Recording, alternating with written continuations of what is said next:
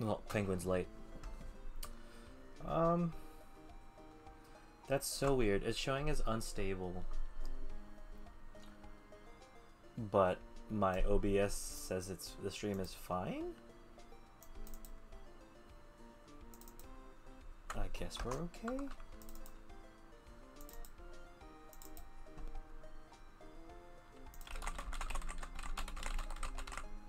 I guess we're okay.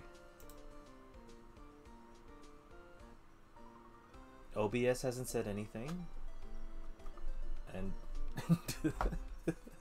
I don't know. I'll believe it. Anyway, hello everyone. Welcome back. Final chapter. I forgot who this girl was. This is Emma Sky, 16, high school junior and self-styled scientific investigator. Cool.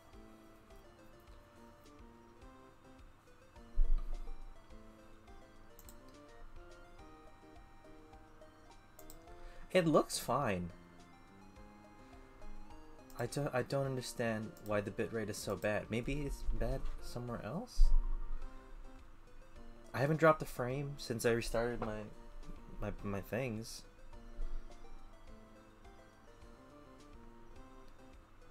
Hold up. Hold horses. Hold horses.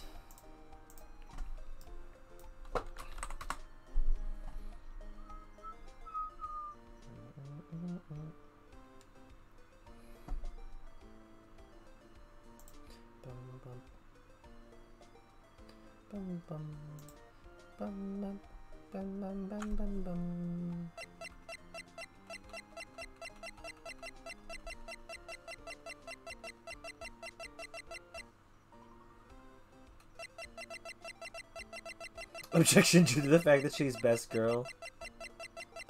I guess the stream's fine. Also, what's up, Jojo? I'm gonna take a drink of water. It's time to find out if she is, Jojo. It's time to find out if she really is best girl.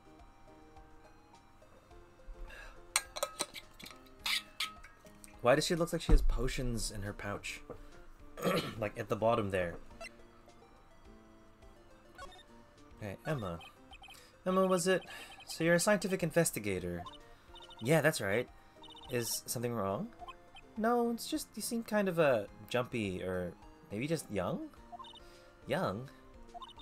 I'll be 16 years old this year. Oh, I see. Wait, only 16?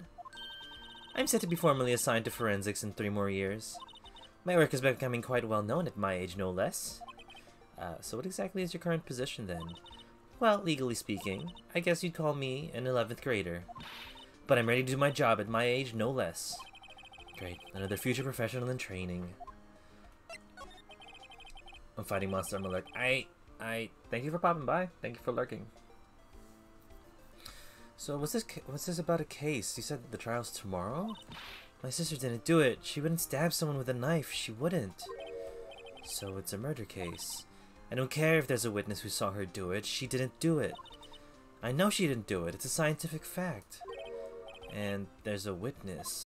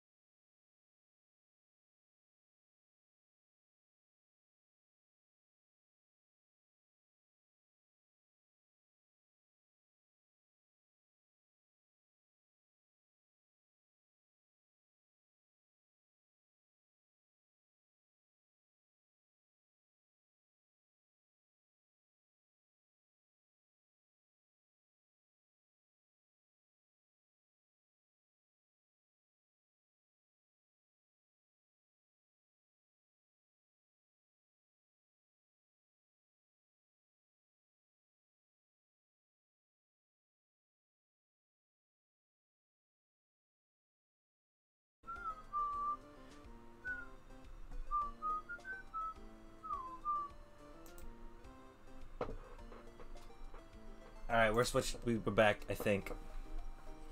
We died there for a second. My internet just... My booster's actually like...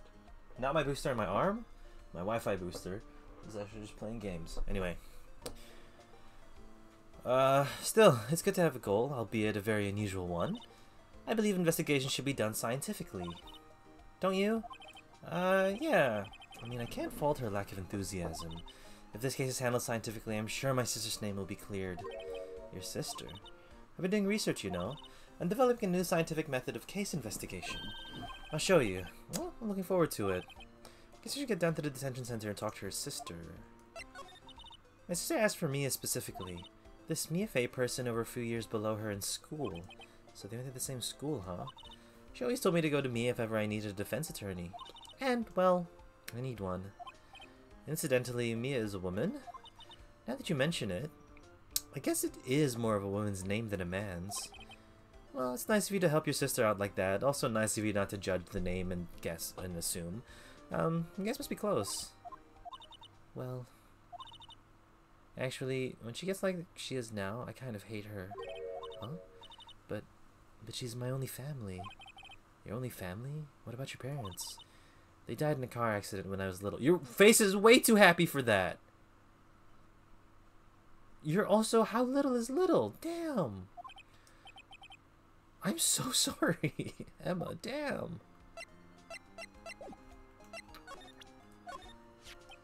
See this? It's my attorney's badge.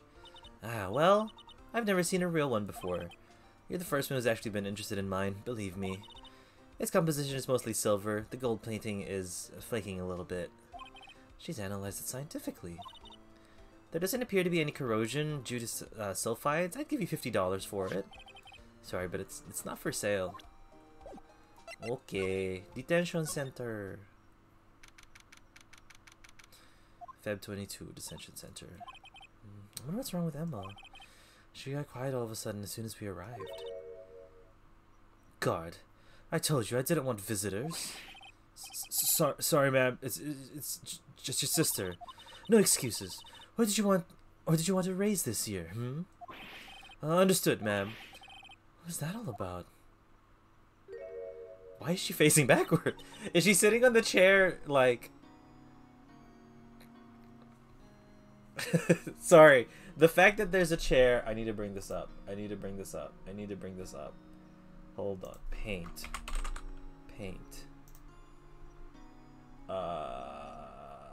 Left games. I'm gonna turn on desktop audio so y'all can still hear the sound. The way that she's sitting, to me, is looking like this. Hold on. Monitor 2. So currently she's faced this way. You know, that makes sense. Her long hair. Right? Easy. Right? Easy. But in this room, the chair is seated in front of us. Right? So this is the chair. You know, it's a really flat chair.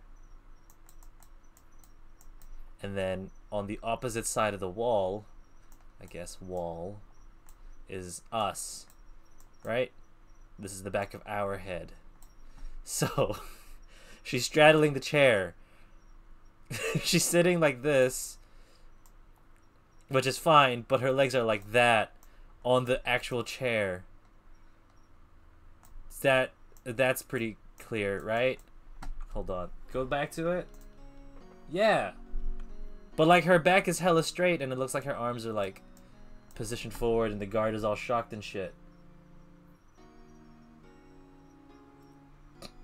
It's so bad. Hold on. We'll go back to it. Go back to it. This is her. This is her. I should have just said it was straddling, right?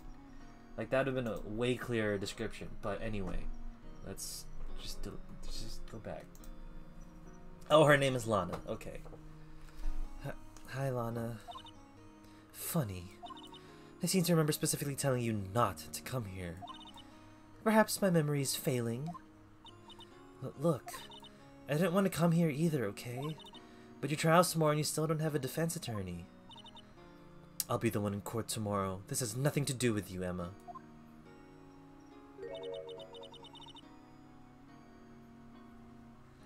How did she do that with her leg? Ah, fuck it, forget it. Isn't that right, Mr. Wright? Hey, how'd you know me? Mia mentioned you. I've heard quite a bit. I'm sorry, what exactly is it that you do? My name is Lana Sky. I'm chief prosecutor for this district. You're a prosecutor? Why is she dressed like a military, sergeant? 2 sisters, 1 a lawyer. Could this be a coincidence? Emma, Lana, I mean, they're just like...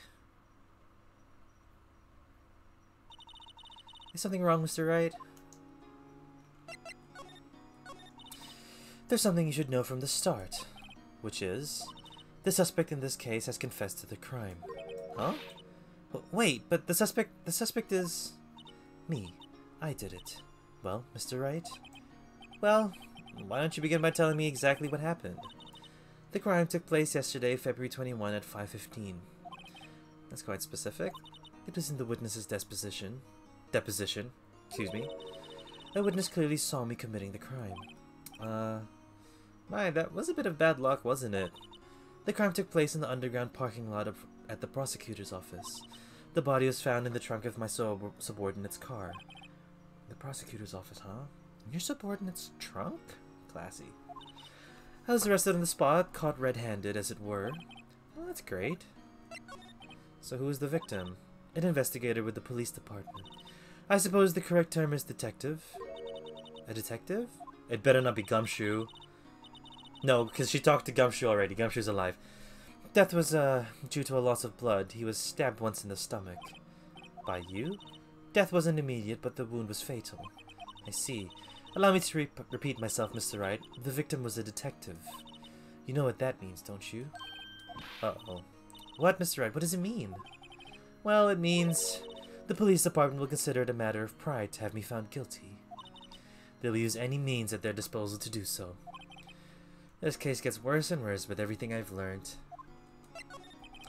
So, you're the chief prosecutor. That is correct.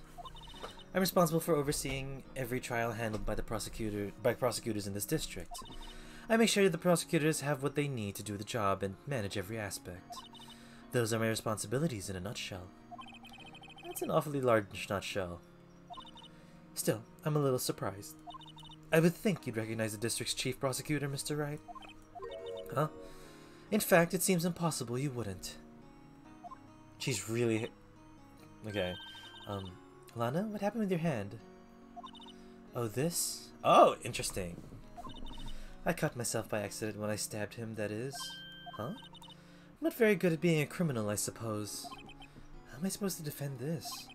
Time to change the subject. Wait. She was in the class ahead of Mia, wasn't she? You were in the school with Mia, right? A few years above her? Emma told you that too, did she? Well, why not? I did drag him all the way here from his office.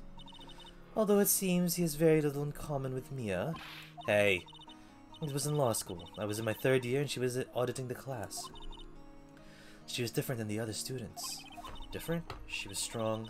She'd do anything to become a defense attorney. Anything. That was probably why she was attracted to me. Excuse me?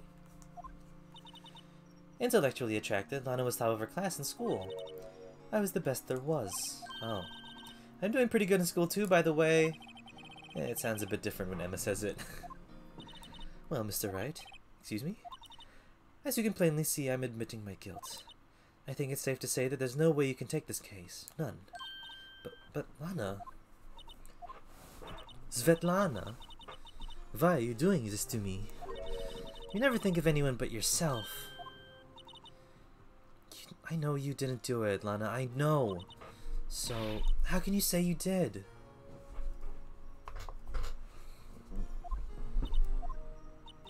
If I lose you, I'll be all alone. I hate you, Lana. Are you standing or sitting? Mr. Wright, yes, I believe our discussion here is ended. The rest, I leave to you. You mean you're requesting my service as your defense? Don't lose any sleep over it. Your client has confessed after all. The case is over. Right. I'll do what I can to get to the bottom of this, I think. Lana's confessed to the crime, yes, but something doesn't fit. Okay, now that I think about it, maybe they are all just standing, because all the art shows them standing. But the chair, it's that look in Emma's eyes. There's something else going on here. I'm gonna find out. I'm sorry, Mr. Wright. Huh? About what? My sister. She's not always like that, you know. I just never expected to be defending another prosecutor again. She's changed a lot. She used to be so gentle, always smiling, everybody liked her. I see. Sorry, but I'm having trouble imagining that. What happened to her? I don't know for certain myself. I think maybe she, well, maybe not. I think there's something there that defies a simple scientific explanation. Let's go check out this underground parking at the prosecutor's office, shall we? Oh, okay. Anything to talk about? No. We just found out about her hand. Oh, we haven't done this. Egaz the Bubba was staring right at me. Mia's plant Charlie. I've been taking care of him since Maya's absence. There's a poster in the wall. Steel Samurai. Oh, she did change it. Maya stuck it up here on the day that she left. I didn't have the heart to take it down. I do sometimes get strange looks from the clients, though. Difficult-looking legal books stand in a formidable row. They mock me. I'm tired of reading them. When I closed it, I slipped out of my hand and hit my foot. And I slipped out of my hand, then my foot hurt too. Bing, bing, bing, bing, bing, bing, bing, bing. Mia's desk. I sit here even less now. Did I stop working cases? I had to at least dust it off once in a while. Okay, good.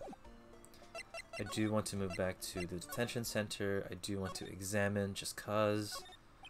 Smile for the camera. The chair doesn't do anything. This guard monitors the visitor's room. He's frozen in fear of the frigid Miss Lana.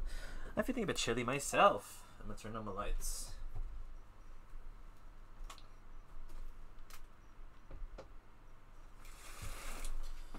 You know what? It's like 8:30. I'm gonna close my door.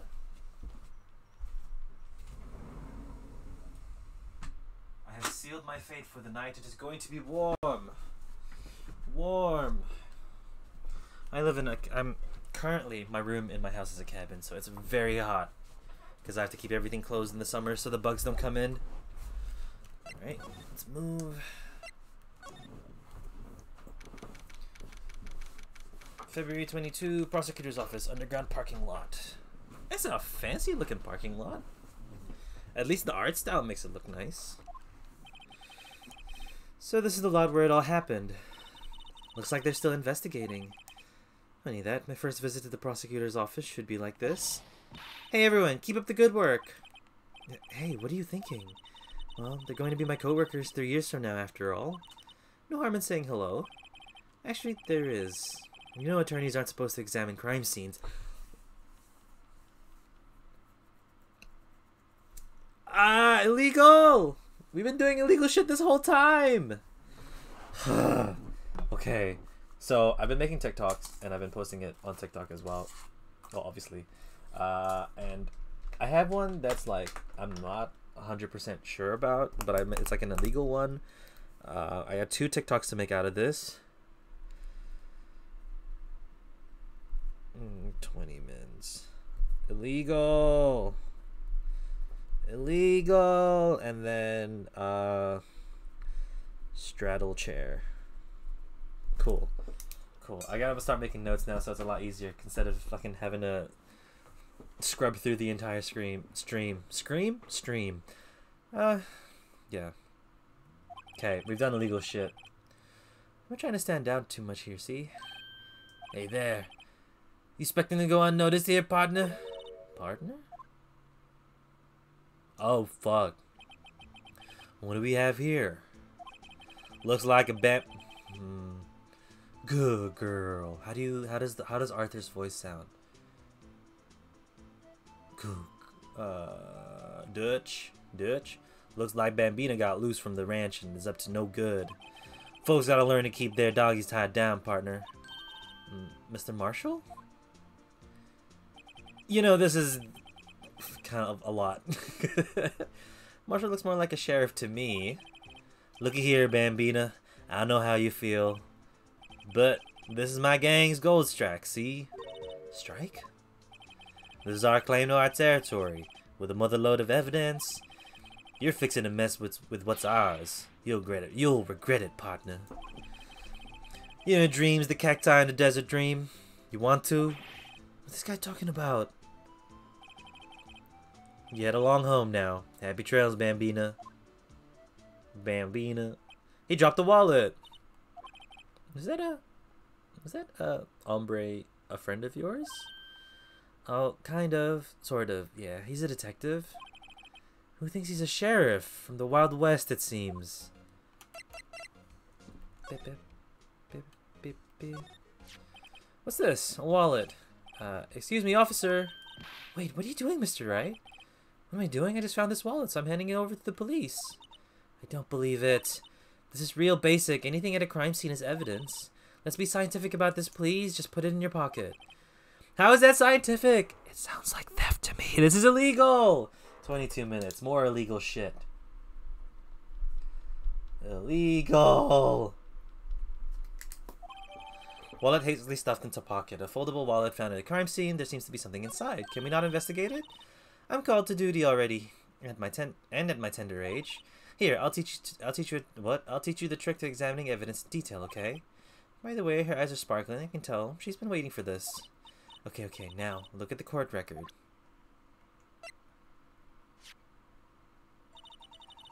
You have to be sure to examine evidence carefully on all sides. Now let's start examining from every angle. Look, I think there might be a clue here. You should check it out with the press of the A button.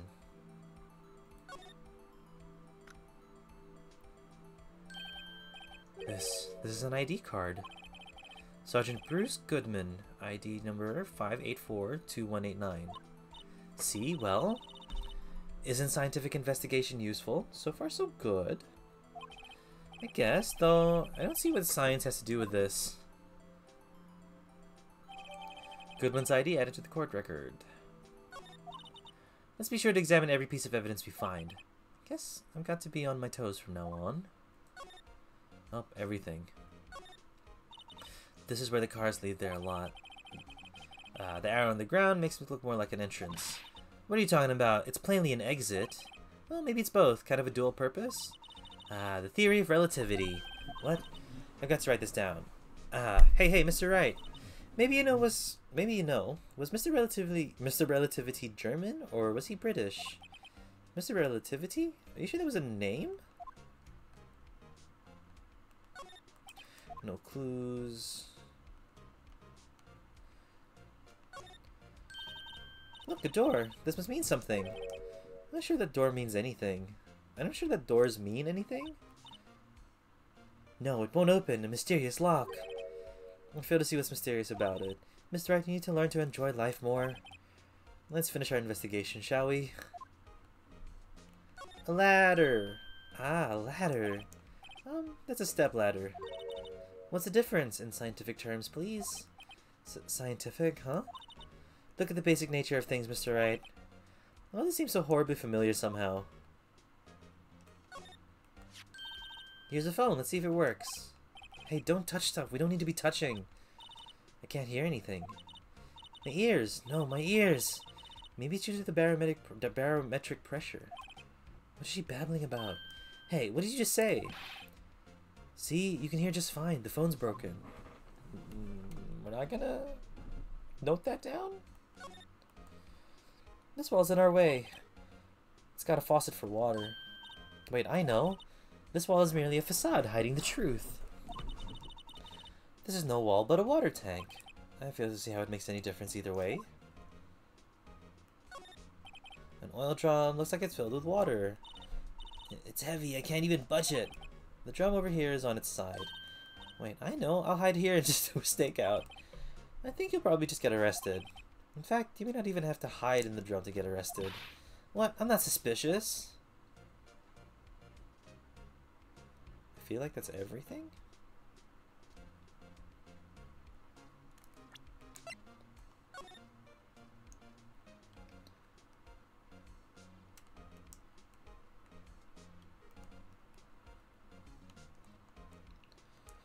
I think in the Japanese game this would be fine. Oh. A name and ID number are written here. Sergeant Bruce Goodman. Again.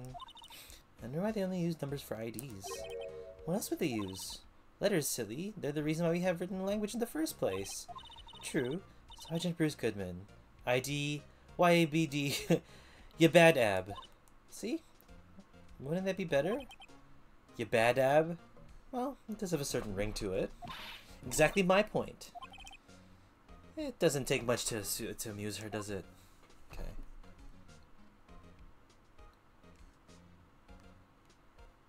Nothing else on the card? I guess nothing else on the card.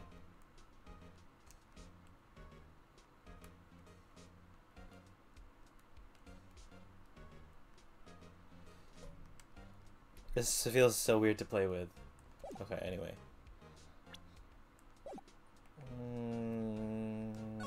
Oh shit!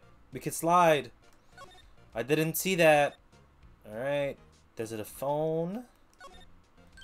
Well, no time to waste. Let's go hunting for clues. I wonder what this is. Well, partner, looks like you got no intention of going home quietly. Sheriff, like I said before, this here's our claim.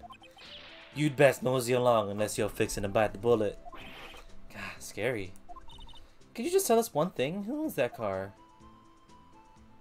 Well, the little filly's got a good nose on her. You wanna know who rides that red Mustang with the body at her saddle, eh? I don't even know what his accent is. Dutch! No problem, partner. About time for victuals anyway. Get yourself to the saloon. Get yourself to the saloon up on the 12th floor of the prospector's office. Might just find you a crevasse. Cerveza? Might just find you a cerveza you like. Prospector's office? Where does this guy think he is? And when, for that matter? And what's a cerveza? Note to self: look up Vittles Saloon Cerveza. Okay. Let's do that now. Vittles Cerveza. Cerveza. Cervecha. Oh, a type of beer. A vittle is a variant spelling of victual.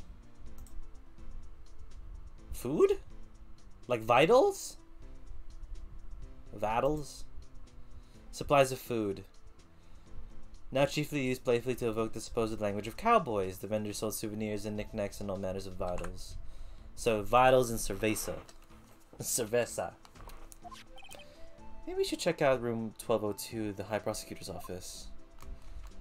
We couldn't pick up the phone. In any case, stay away from the car. You can look around here all you like. Just keep your paws off our claim. Right, great. Great. Maybe there are some clues around here, Mr. Wright. Let's check it out. Excuse me, were you two all set? Us? Oh. What is this? She couldn't be. You're selling lunches? Here?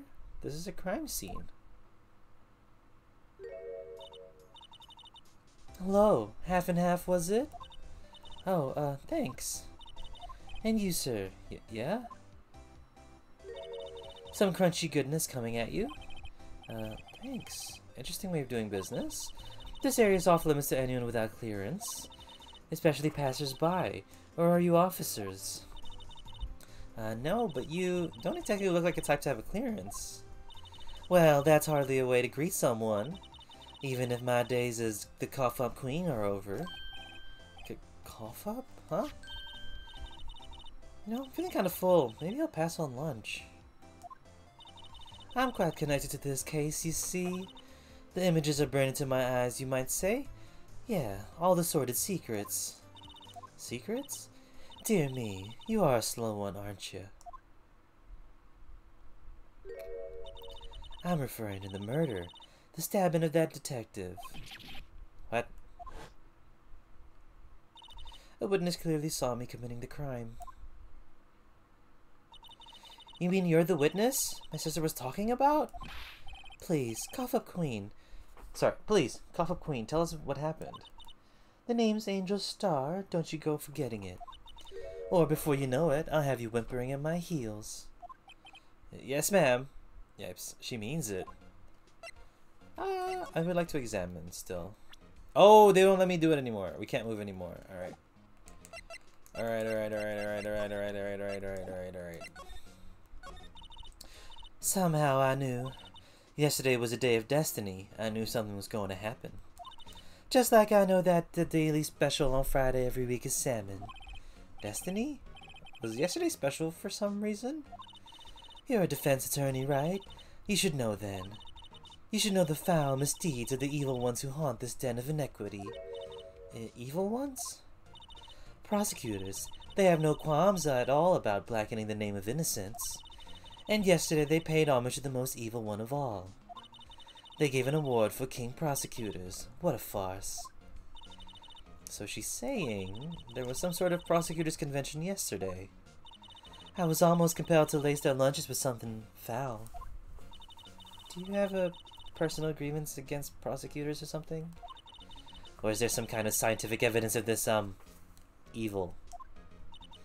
Young miss, mark me at your own risk. You'll soon find out why they call me the Cough-Up Queen. Ew. The most heinous of all the evil ones, the one they awarded yesterday. It was in his car that they found the body. Proof that he devours all the evilest lunches of all. Really? Really? What? I'm very confused too. One thing's clear, this lunch lady has a thing against prosecutors. Was he just eating up death? I don't understand. So what exactly was it that you witnessed, Miss Starr? It was a fascinating spectacle, to be sure. I now feel I know what they say when they talk about a woman's wrath. See Lana Skye wield that knife so... Her knife flashed in anger, bringing him to a sad end. It was truly a sight to see. You mean you saw the very moment of the crime? The sound of his silvery ties to this world being cruelly cut still rings in my ears. And the rhythmic beat of Lana Skye's knife. Wait a second, you know Lana Skye? Of course. It's quite a feat becoming chief prosecutor. How many lunchboxes of sin did she pack to make that journey, I wonder? She always travels light. Now, why would this pretty lunch lady know the chief prosecutor's name? She's not pretty. Well, I mean, she is pretty, but she's bougie. She's not just a lunch lady. She makes some crazy shit. And knows exactly what people want. Can we ask you about a bit about yourself and Miss Starr? Sorry, can I ask you about a bit about yourself, Miss Starr? I come here every day to sell lunches. I import only the freshest and best from the Far East. For some reason, the box lunches are a hit here. Why not make the lunches here rather than import them? Did you say some? No? Only true connoisseurs can understand. The kind you can only tell someone who has tried General Tso's Trilobite lunch set. Never mind, you win. I don't even want to appreciate part of the Trilobite's flavor. Anyway, I come here every day to sell lunches. My boyfriend works in the security room here at the prosecutor's office.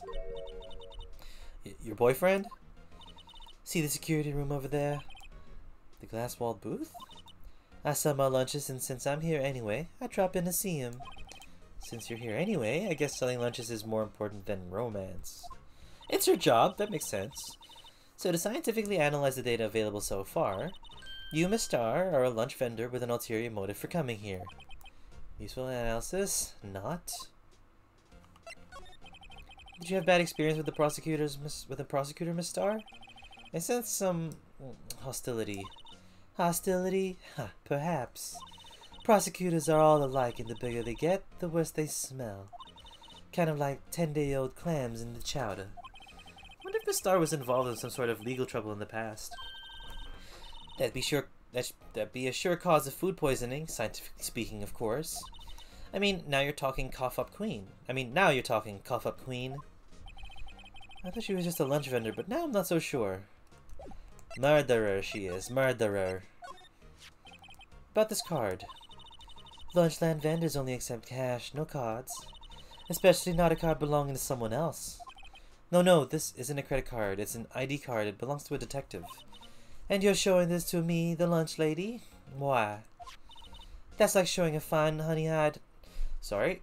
That's like showing a fine honey-eyed? Honey-eyed. A fine honey-eyed... Fuck me. A fine honey-eyed ham to a detective. Why do I always feel like I'm being mocked? A defense attorney must be able to fight? How about you? Do you think you can win? How about tackling Lunchland's Pickle Supreme Lunchbox? Is it just pickles on rice? Wow. A box of pickles? Kind of a sad lunch if you ask me. Well, not the worst lunch, Phoenix. Alright. Let's go see... It's the Steel Samurai! Okay, 1202. Chess is being played. This is the kind of room that screams, I can do the job. Quite a change from your office, really. Thanks. Look, look, there's a trophy or something here. A trophy? What? That shield? It takes real nerve to display stuff like this. Whoever's office this is, they must be a real stuck-up jerk. Phoenix Wright. You never tire of prying into other people's businesses, do you? That voice. It's Miles. It's Miles! Long time no see, Edgeworth. Huh? Ah! Mr. Edgeworth! You know him from somewhere? Of course, I'm his biggest fan! My sister introduced us once and... Right, her sister's the chief prosecutor after all. Well, what brings you here? I'll warn you, I've been known to be a real stuck-up jerk. No, did I? No. It was just Mr. Wright here, Hey, don't blame me. We're just here to investigate a murder case. Murder. A body's found in this nasty, bright red sports car in the parking lot. That would be my car. What of it? You shifty-eyed motherfucker! What? That's a new animation. Edgeworth! What? Your car? I'll say one thing, she certainly can scream. Edgeworth, you piece of shit. Oh, sorry, I was supposed to examine. This must be his father's? Wow, this jacket is even lacier than his usual ones. This must be his lucky trial jacket. Lucky trial jacket, right. I've never seen him wear it. I'm sure there's a story behind why it's in a frame. Maybe I'll be naughty. Take a picture. She's getting way too excited about this. Been wondering about what the heck this is. There's a big K on it. Just fucking King of Prosecutors bullshit. Huh? What's that? Oh, it is the King of Prosecutors trophy! It's the King of Prosecutors trophy. King of Prosecutors? Watch your mouth, Emma. It's a great honor they send that shield to the best prosecutor each year. What? So? So that K, that's... K stands for king. In baseball, it means knockout. Yeah, you got a problem with that? Edgeworth, watch your voice. I didn't design the thing. King of Prosecutors, kind of like Employee of the Month, only better. Give it to Edgeworth, King of Prosecutors at the PD on the day of the murder. So that's the King of Prosecutors shield, huh? Well done, Edgeworth. You must be proud to be the King of Prosecutors. Congratulations, King of Prosecutors! Excuse me. Please stop saying that. That still doesn't explain one thing. Why is the tip of the shield broken off? Okay, that's done. That's done. Your desk. A work desk. It's quite tidy, as one might expect. What a nice desk. Easy to use and easy on the eyes. It's polished so well I can see my own reflection. What? Strange. Why didn't you get a picture of Detective Gumshoe? Maybe I'll take that name plaque as a souvenir. Don't, he'll sue you. Why do we see Gumshoe? Whoa, these are all case files. They're stacked up on the ceiling. There's even a ladder. Odd. I thought Edgeworth wasn't good with heights. He needs to have someone get them for him. Gumshoe! Strange. Why didn't I just pick Gumshoe again? He must study these case reports so closely. He's so cool. You wouldn't say that if you saw him sweating bullets up on that ladder. Give her the moment to just be a fan. Oh, cute. What a pretty tea set. I go more for the instant tea bags myself. Amazing. The drawer barrel is filled with packets of tea leaves. They're all sorted by place of origin and flavor. Look at this royal blend. What an exquisitely splendid concoction. There's such a thing as taking a hobby too far? I would like to say that, but there's not. I mean, sometimes there is. But that tea thing, that's fine. Oh, what a view. It must be nice to have an office on the 12th floor. I guess you would feel important. Incidentally, were you to jump out this window, the time until impact of the ground would be... Got it. Approximately 3.23 seconds. That's handy to know. That's fucked up, Emma. My, what an amazing bouquet. Just right for Mr. Edgeworth. God, no kidding. Hey, there's a card on it. Back from the dead, Wendy. Wendy? I heard that name somewhere before. And beside it, a giant steel samurai. Wow, I want one. Huh?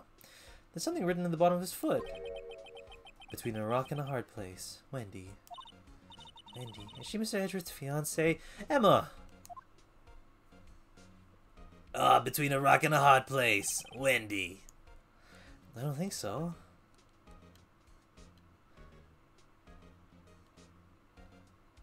Is this... Are we alternate reality'd?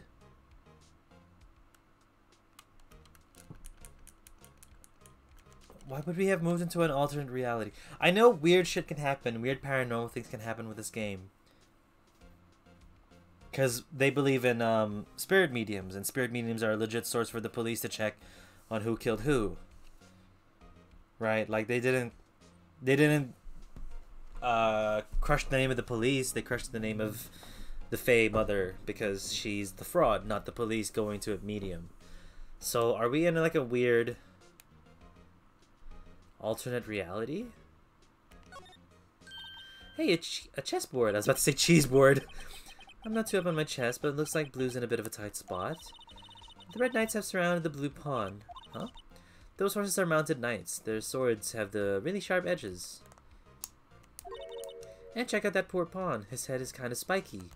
Kind of reminds me of you. Mr. Edgeworth must be an avid chess player.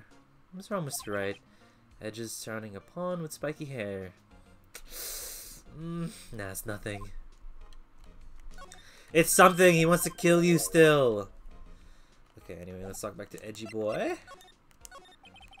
So the body was found in your car? Go ahead, say it right.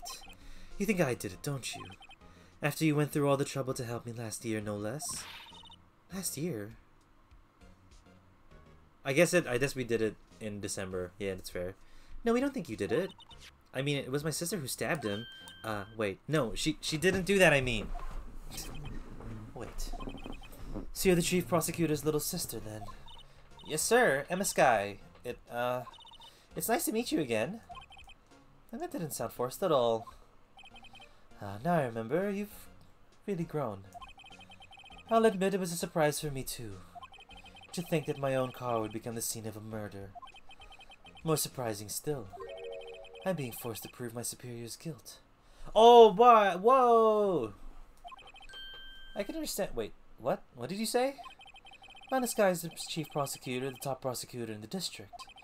She can't prosecute herself, so I'll be the prosecutor at the trial tomorrow. You? Mr. Edgeworth? To be honest, it's a bit of a miracle I'm still here at all. What do you mean? Rumors? You've heard the rumors about me, haven't you? Miles Edgeworth. It's hard to remember a time when there weren't rumors about this guy. Forging evidence, arranging false testimonies, illegal searches, you name it, 45 minutes more illegal things. Ah! Kilroy was raiding! Kilroy was gaming and now is raiding! Kilroy, welcome to the stream. Thank you for bringing people over. Hi, welcome everyone. Kilroy was raiding. That's a very good raid message. Hello, welcome y'all. Oh, you're playing Ace Attorney as well. Hell yeah. Before I move on, what chapter are you on? Did you finish the game? This is my first playthrough, so we're kind of just figuring it out. You're also on this case? Okay.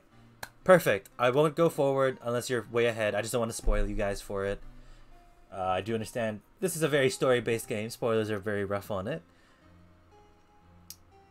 Wilbo64, Kilroy, Rain Soul. What's up, y'all? I think I'm a little more ahead of you. Okay. Yeah, we just met Edgeworth. So no spoilers for me. Cool. Cool. Well, I'll let you guys know. My name is Penguin. Paper Penguin 17 fully, but you call me Paper or Penguin. You could also call me Julian. That is my real name. I stream story games, and we're just choosing Phoenix Wright for today. For the game that I'm currently playing, and having a good time so far. It's my first time playing it since I was a child, so a lot of it has come back in spurts of memories, and I've never gotten this far. I was only able to do the Steel Samurai case, and then I stopped when I was a kid because I didn't own the DS. I'm having a good time, and I'm still struggling to find voices for some characters, but you'll figure it out. Thank you guys again for the raid. Alright, since you are ahead, we'll try to continue. And if y'all need to bounce because you don't want to see spoilers, I 100% understand. I never played this game until the Switch version came out. Yeah, so the DS version was cool. I don't know how fun effect it is. So you know how the DS has two screens? The evidence screen would be on the top, I think. If I remember correctly, the evidence is on top, so you can just look at it and scroll through it at any time you want. And at the bottom would be this main screen that we're seeing. Again, if I'm remembering correctly from a child, as a child. Because when you're investigating and searching the area or the scene that you're currently at, it was just touchscreen. So the cursor with the magnifying glass, that's a new thing for me at least. Cool. Thanks to you, my innocence was established in the trial at the end of last year. However, there are some who say I'm the one responsible for the current incident. What? That's crazy. That would make sense for the DS, lol. Yeah, it really did. It was very clean UI, especially for like the time. Some people need very little excuse to think ill of others. It's a fact of life, impossible to stop. I don't like this picture of you. It's so like I'm sneaky and I actually did do the murder this time. But some of them even go as far as to present me with toys like this. They think it's funny. Toys? That bronze shield? There's got to be a story behind that one. Chief Prosecutor Sky, yes. We first worked together on a case 2 years ago. It was my first big case. That's right, I remember. 2 years ago, I wasn't even a lawyer yet. I think the voice acting is the best part of this game. Being able to put your own voice acting is great.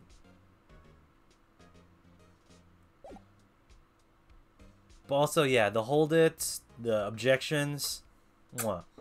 It's stuck to my head 3 years, so it done a real good job. Except for Von Karma. I forgot Von Karma sounded like that. Since then, I always felt that she was looking out for me. It appears I was mistaken. Mistaken? Why? I mean, I know she's not the warmest person, but I'm sure she felt some responsibility for you. Then why? Why did she stab someone in the trunk of my car? Oh, this fucking face, it doesn't... Ugh. I did a weird European voice for Von Karma. Yeah, I went kind of French, kind of Eastern European. In the most vague way possible, where you couldn't really tell what it was. Not only that, she stabbed him with my knife. Why is your knife colored the same as you? What? What? Mr. Edgeworth, your knife was the murder weapon? To be specific, it was the knife I kept in a toolbox in the trunk of my car. Why do you have that? Usually in Edgeworth's toolbox, traces of the victim's blood, no prints. Edgeworth? What? Are you sure you didn't do it? Ah, come on, can't you take a joke? You have a strange sense of humor, Mr. Wright. Okay. Say, Edgeworth, I was wondering about this. Mr. Wright? Huh? What? You sure you should be showing that to Mr. Edgeworth? Oh, he'll take it for sure, won't he? I wish I could be on the same side as Mr. Edgeworth. Emma! But then my sister will be found guilty. If she sighs any deeper, I'm going to start getting depressed. So basically this says you were the best of the best last year, huh? You can take that foolish grin elsewhere, right? I lost a day of work to receive that travesty. Huh? Why's that? I had to go to the police department to receive that broken shield. Quick question, do you actually live in NZ? I do! I'm in New Zealand, baby! We moved here when I was a kid, and I've been growing up here my whole life. I am now a year older than Phoenix and Edgeworth. I'm 25. Such a crazy thing to say out loud. Because I played this game when I was like 8 years old? It's an old as shit game. Yes, right next to the police station downtown. You've been there, haven't you? Where Detective Gumshoe works? Yeah. I was wondering something about your shield. Why is it broken? What does it matter? I've got more important things to worry about. That shitty grin of yours, Edgeworth. Goddamn. Oh, right. He just seemed too concerned about his award for better or for worse. Yesterday was a very busy day for the prosecutor's office. Maybe we should ask him more about yesterday? I'm gonna ask about your knife. Is it my policy to discuss evidence with the defense? Especially with you. He doesn't like you, does he, Mr. Wright? I only ask because it's in your description and I don't really hear an accent. Yeah, so I'm... I don't got the Kiwi accent. No accents from here. But I do say Kiwi words like... It's really just ingrained with me now that a garage, I don't really say garage and garage. A boot instead of a trunk. All that shit. I've grown up here since I was 12. We moved here from the Philippines and I grew up with an American accent because my parents wanted me to learn English and have English as one of the main languages I learned. To the point where I don't really understand or I don't really speak my mother language anymore. I do understand it fluently, I just can't speak it. And I watched a lot of fucking YouTube as a kid. And now. And it was a lot of just American people, so they really shaped my accent as I was growing up. But yeah. Are you from New Zealand as well, or are you just curious about me being in New Zealand? Cool. I think that's it. Oh, Day of the Crime. Oh, then Happy Lunar New Year then, even though it's past lol. Yeah! We're just celebrating it now. Thanks. Happy Lunar New Year to y'all. To everyone else in the stream. I would love to actually celebrate with my friends, but I don't want to invite myself over to their places for it. They're with their family. It makes sense. I'm in Canada. It's super late right here now, lol. Interesting. I've got a streamer friend from Canada as well, and she usually pops by around this time. She does finish work pretty late. Damn. Nice. I would love to visit Canada. Okay, this is gonna sound dumb, and I don't know if anyone else talks about it, but I've always wanted to watch a CFL game live. I don't know why. Not hockey, not the Raptors, or any other sport, not the baseball team. I want to see a CFL game. There's a lot of snow here. Yeah, here it's cold. But like, I also hear you Canadians are like not, you know, the cold is like easy for y'all. Like the coldest that it gets here in Auckland is like what? -1? And when it gets down to 0, everyone's like, it's a chilly night. Which it is for us. But I think to you guys, isn't that just like a cakewalk? Not that it's like super easy and nice, but like, isn't that like kind of warm for y'all? No, you've heard of the CFL. That's impressive because some Canadians don't know about the CFL, lol.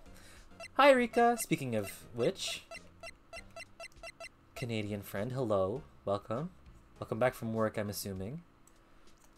Yeah, I've heard of the CFL. I've watched the highlights and I followed it on Facebook and Instagram for a little bit. I've never gotten to watch a full game because they don't show it on ESPN here. But I really want to watch it. The whole the field being bigger, the end zone being massive. I know which. Oh, also Rika, heads up, we have included the tarot redeem, I think. What? Oh yes, there it is. It's at the top. Yeah, I don't know. The Saskatchewan Rough Riders, hella great color scheme with the green, and just the name of the team is really cool. I do want to like just go and see some of them play. I also watched a bunch of the finals. I forgot what the trophy was called for you guys, but it was cool to watch. I don't know. It's a cool like section of sport, or a cool sport where they have different rules. Yeah, you can redeem it if you want. I've been distracted. The Grey Cup, yes. Where we at in the game? So we are just investigating the new trial. We found out that Emma, the girl who we were talking to yesterday, her sister is the chief prosecutor, admitting to guilt for being the one who murdered the other dude in the story, who was also a prosecutor. And we found out that she's admitting guilt, and the body was found in Edgeworth's car. So that's where we're at. It's a lot. And now Edgeworth is the prosecutor against his own boss, technically, who was looking out for him. But a lot of the story is implying that this is very much a Mia mirror, so we're going to see how this one plays out. Edgeworth always getting into such shady stuff. I know! He doesn't even do anything, like... Well, then again, he does do a lot of shady stuff.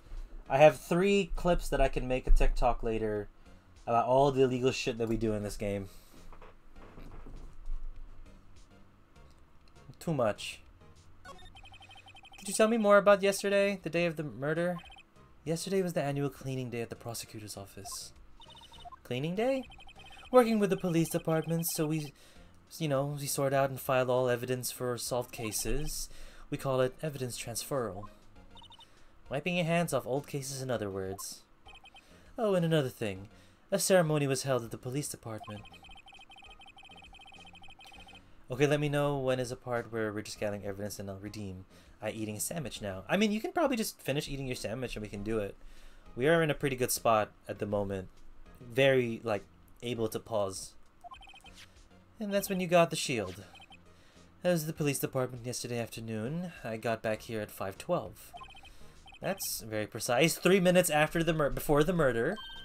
People like myself and Mr. Edgeworth pride ourselves with our precision, Mr. Wright. No, I place little faith in my memory. The only thing I trust is solid evidence. Nice. Parking stub. This is the parking stub from the underground lot. The murder took place around 5:15. So the murder happened right after you got back. What? Right? I'd appreciate it if you'd direct the suspicious glare elsewhere.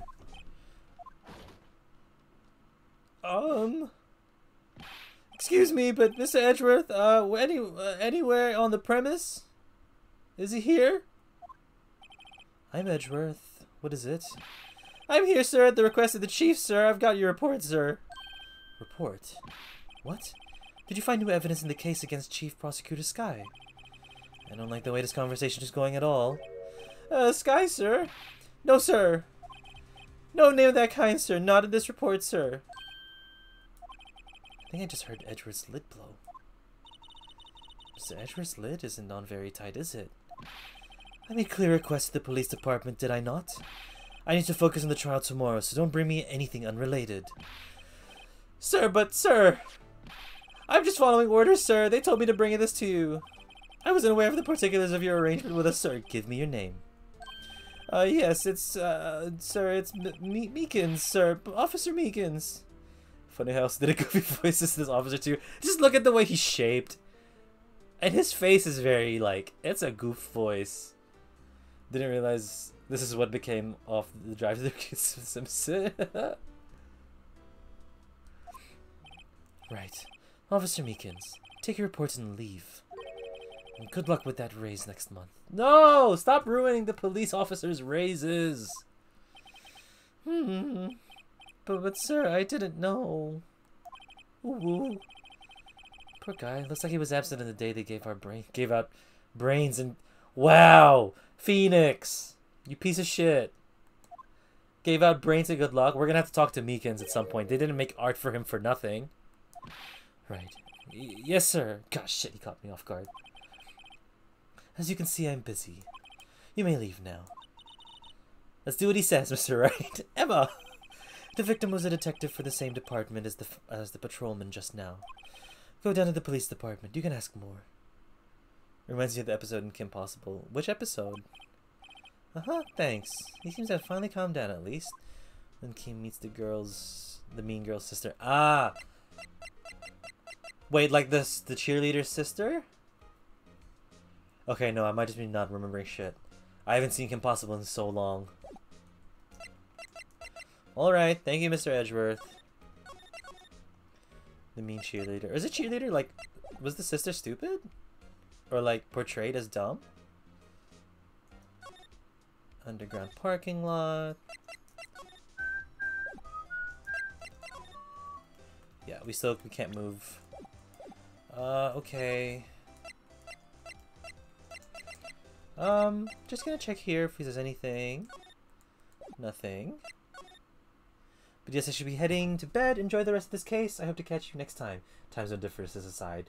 Kilroy was gaming, or just Kilroy, I guess. Thank you so much for the raid. I very much appreciate that. With 13 viewers, I hope our viewers find a nice place here and that we are welcoming enough to them to either just lurk and enjoy the crazy, shitty voices that I do.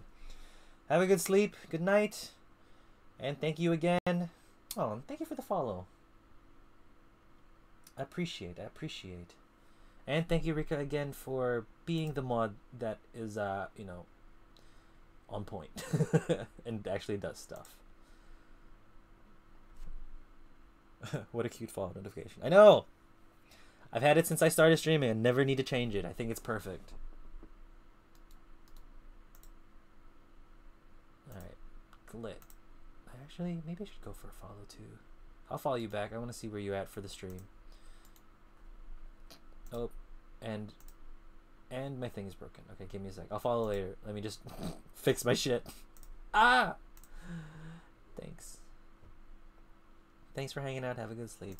Thank you, Rika, for sending the good shit over. Cool. Everything's done. Yep. You don't have nothing to say about that. The stub, nothing. Okay.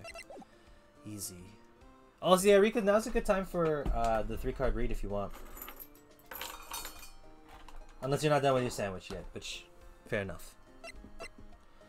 Ooh, let's go to the department. February 22, police department entrance. There's the mascot.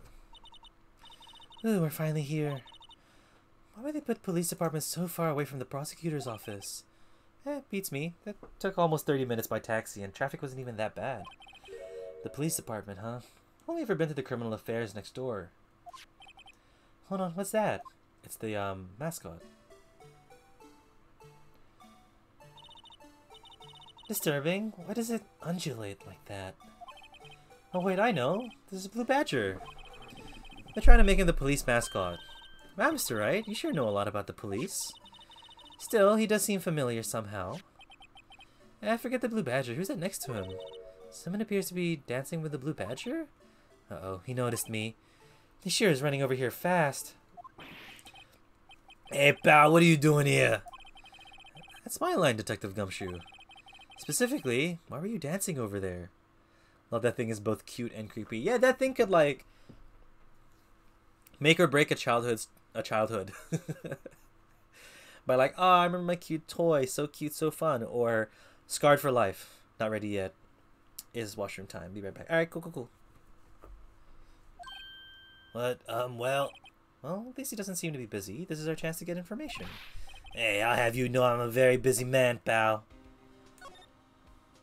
Ding dong dong dong. I was wondering about that. What? The Dancing Blue Badger? It's my masterpiece. Why do we keep going back to it? The eyes again. The eyes again. You made this, Detective Gumshoe? The chief threw together some designs and I just did my thing, pal. Nice work. It's battery powered, so it can go anywhere. There's no switch, so it just dances and dances until the batteries die. Poor Blue Badger, fated to dance until he drops. Work of art. I guess the time of thing is not present, so like the length of it being alive isn't there. The usual wanted posters are hanging up on the bulletin board here. Do you know this face? If you do, dial 911. You know, Mr. Wright, I've always thought it was kind of funny. Never seen anyone who looked like the person in these posters. They hardly even look human. She has a point.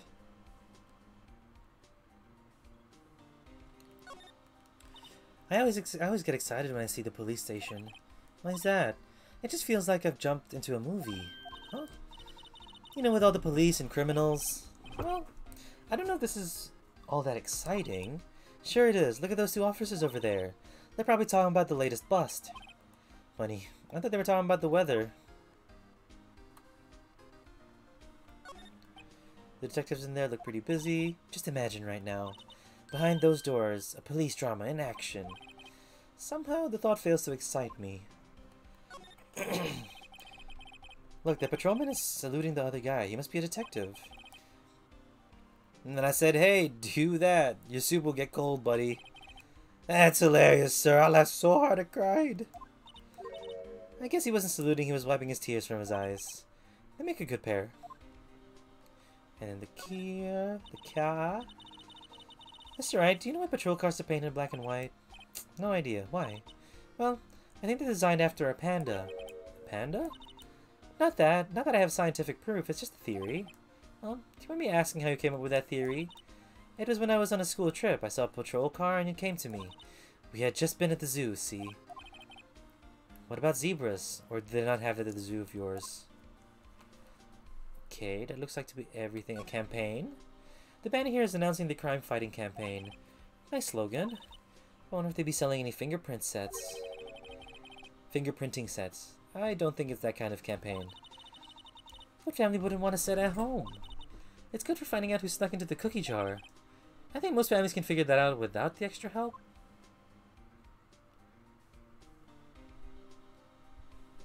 Bing, bing, bing, bong. Alright, what's up the case? I'll give you one word of advice, pal. You better not agree to defend the suspect in this case. Why not? Well, it's just that the chief prosecutor has confessed to the crime. She says she summoned the detective to the prosecutor's office and she killed him. But what if she's not telling the truth? Yeah, well, nah.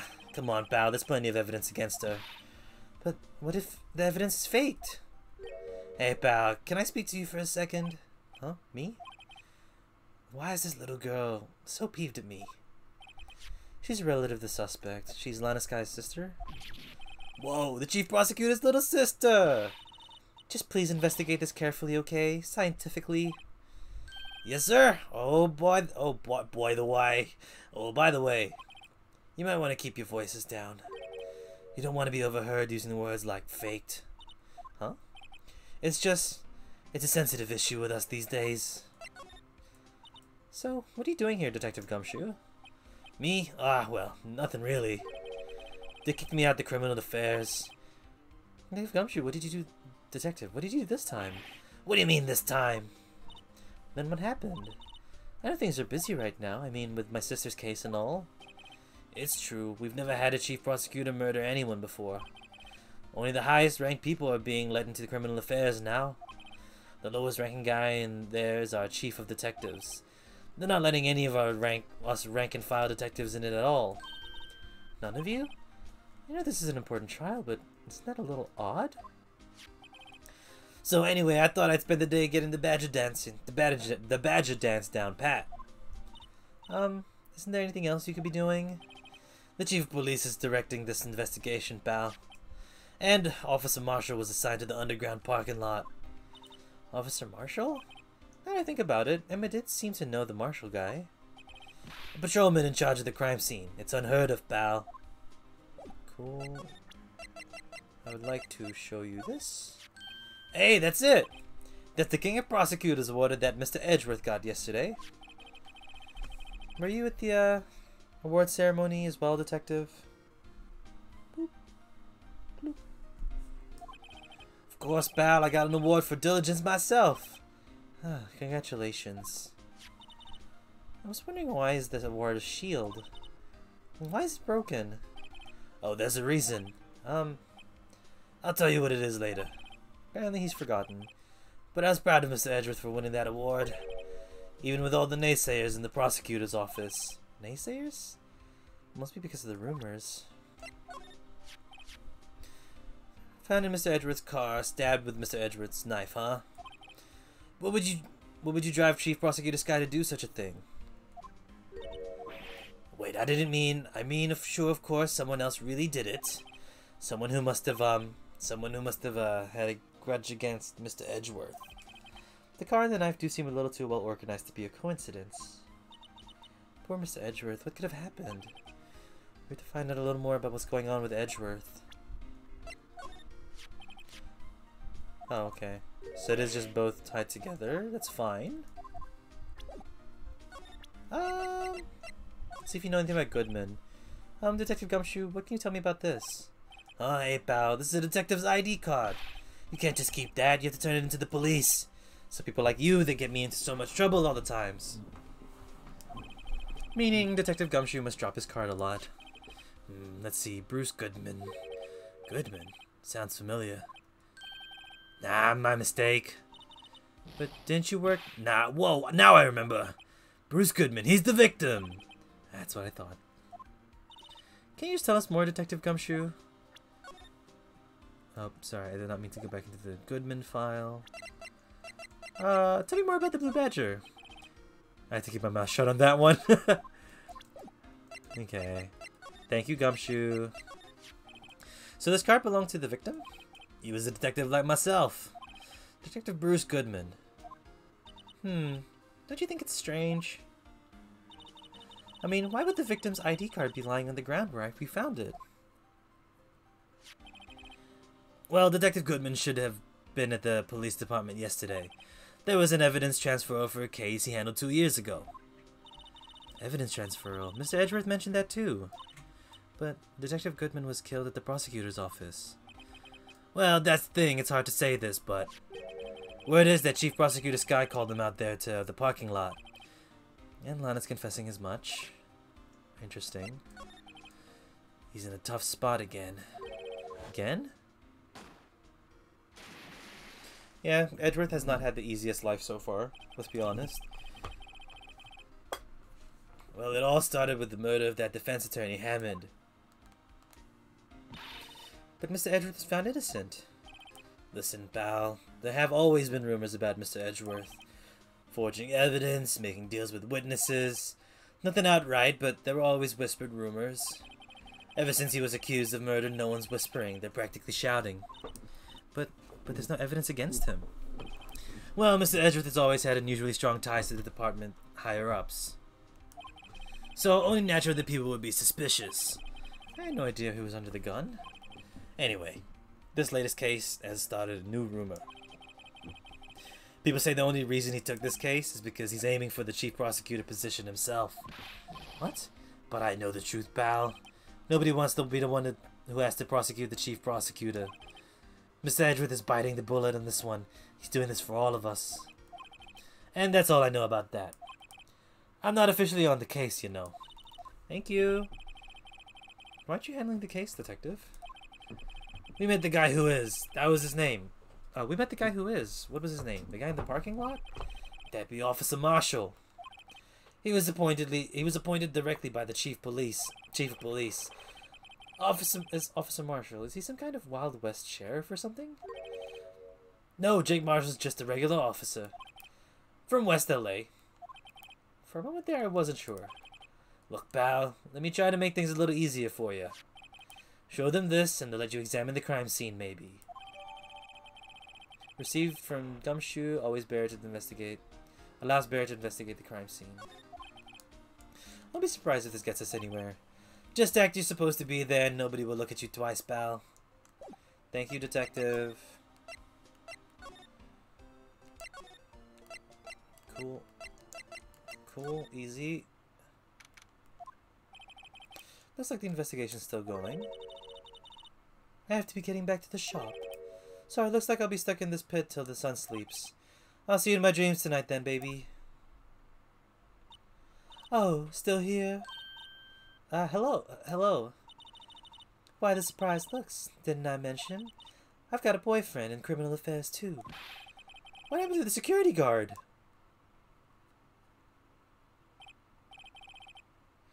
Hey, what's wrong, Bambina? You're looking like a doggy. You're looking like a doggy that lost its herd. Jake Marshall. Jake Peralta. Strange guy to put in charge of a crime scene.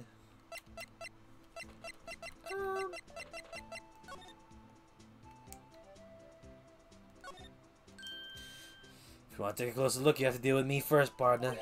Huh? A duel at sunset. The winner leaves, the loser in the dust. Takes all. And takes all. What? The winner leaves the loser in the dust and takes all. God damn. The blood law of the gunman. Note to self, jurisdiction squabbles are settled by dueling. I think one body per murder case is enough, thank you. No, that's all of it. That's all of it.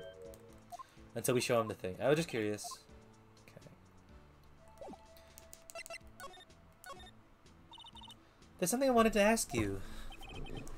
The scene of the crime, a cold grave for men who've lost their dreams. And me? I watch them as they sleep, dreaming of the desert's harsh judgment. He's asleep. Should we show this hopeless case? Well, should we show this hopeless case something to catch his interest?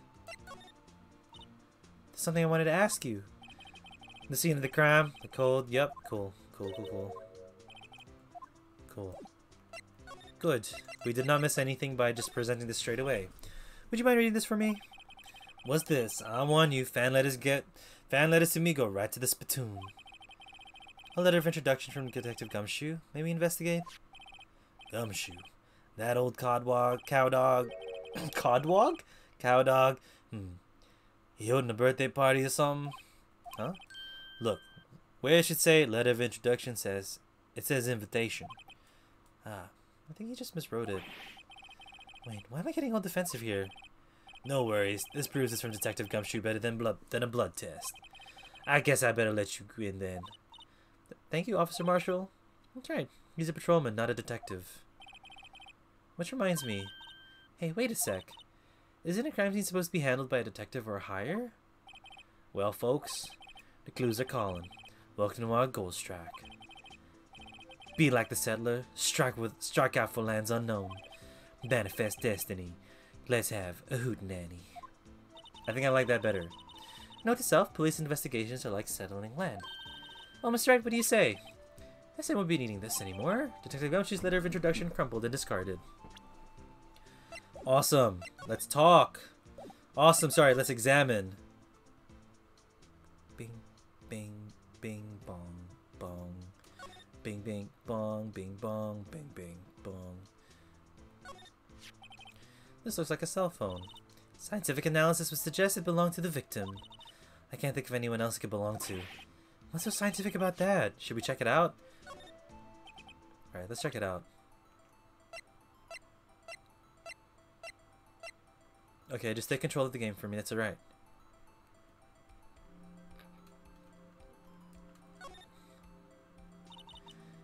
Man, what a boring strap. What's wrong with it? Everyone has different tastes, you know? Here, check out mine. It's a pink princess strap. These are hard to come by, you know. I see this series is as popular as ever with the kids. Can we not open it? Oh.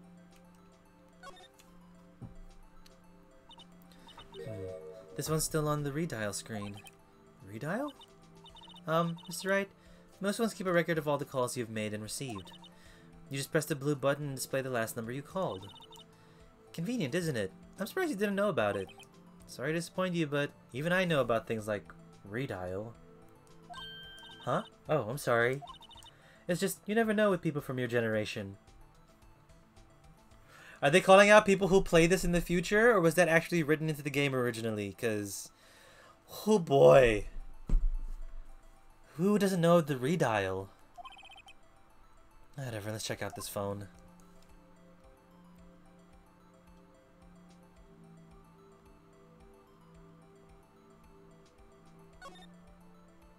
Bloop.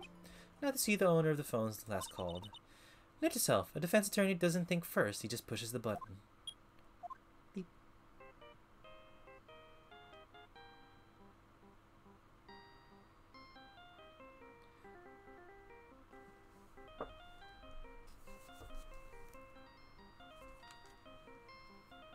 This shit fucking slaps.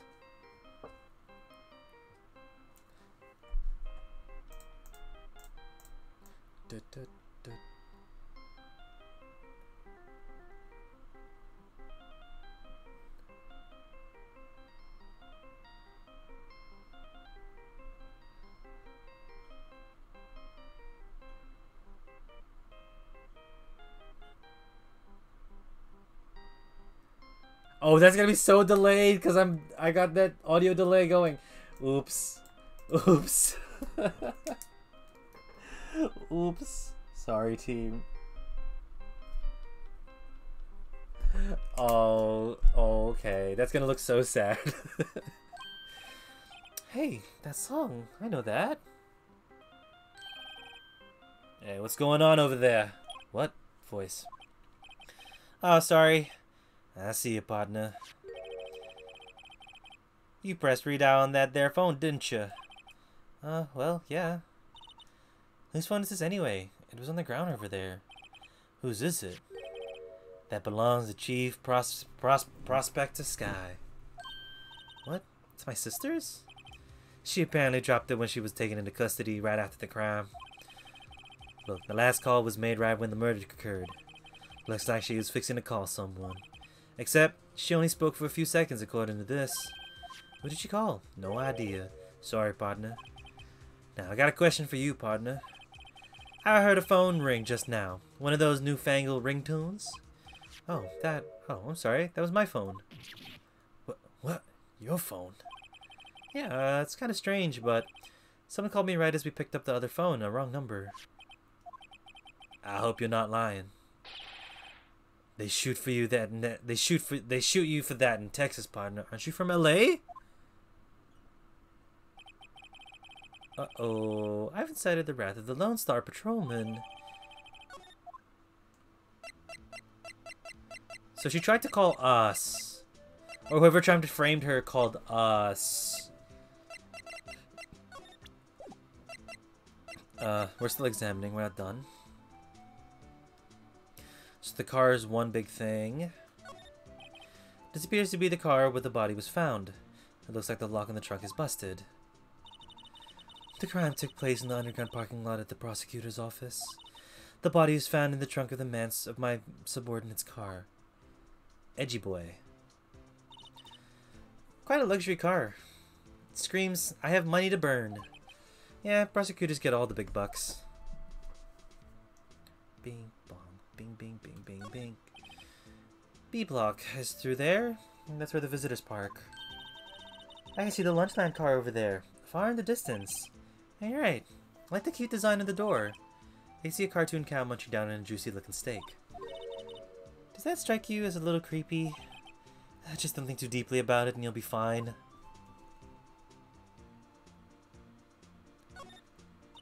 A block. This area is reserved for prosecutors. Defense attorneys are relegated to the B block. I dream of the day when I'll be able to park my car here. I'll go over to B block to buy my hamburgers from you, Mr. Wright. I'm not planning on giving up my job that soon. Okay. Nope.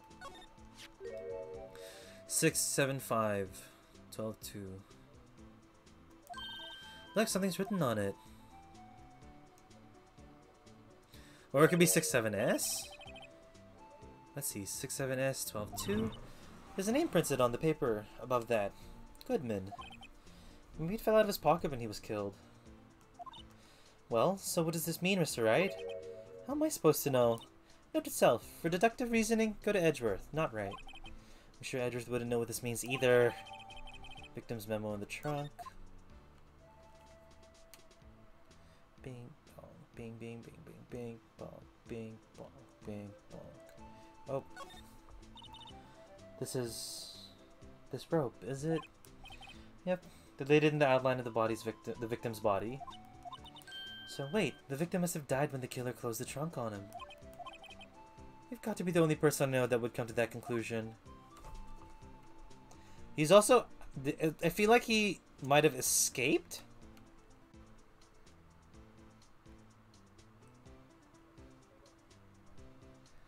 He might have escaped.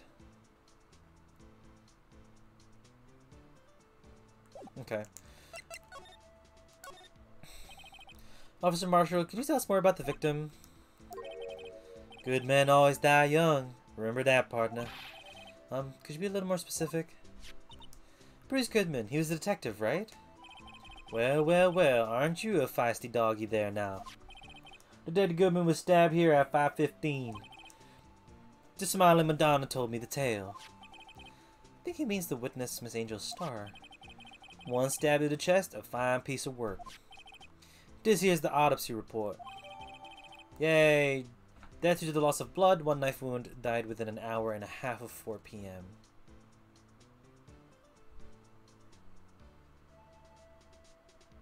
Okay. Didn't she say that she murdered him at 5:15? Was my sister involved with the victim in any way? Funny you should mention that, Bambina. Chief Prospector Sky and Detective Goodman had nothing in common at all. Nothing in common? They apparently worked together on a few cases years back, so there's no motive. Mr. Goodman wasn't a particularly gifted detective. That's one reason why he didn't do much work with the Chief Prospector. But my sister called the victim here on the day of the murder, right? Here, to this parking lot. So it seems. Like calling an unarmed man to a shootout at high noon. I don't mean any offense, but... Officer Marshall, you're not a patrolman, right? Not a detective? You calling me out? They shoot you in the face for that in Texas. You're from LA! Huh? I was one of them fancy shoe detectives till 2 years ago, to tell you the truth. Oh, really? Now he tells me. But you're a patrolman now, so how can you be in charge of a crime scene? None gets by you, does it, Bambina? So why are you in charge? No reason. We're just short on hands right now. I'm keeping an eye out in the meantime. That's odd, though. Detective Gunchi was saying he had nothing to do. Nothing important, at least. He's nothing but a sad old cow dog that can't find his tail. Maybe it's because he runs with that Edgeworth, huh? Edgeworth? That cow dog's been kicked out of the cattle run by order of the chief police. He just don't realize it yet. The Gumshoe's been kicked out of investigations? Or the investigation? So there's no connection between Detective Goodman and my sister. That's correct, but there's a gold mine of evidence against her. And the prospector tomorrow is none other than Edgeworth himself. I'm afraid your sister's fate is decided, Bambina. It's decided, Bambina. Many condolences. Officer Marshall. Yeah, Bambina? How can you say that? You and my sister, you were... There's something between the cop and her sister that I don't know about?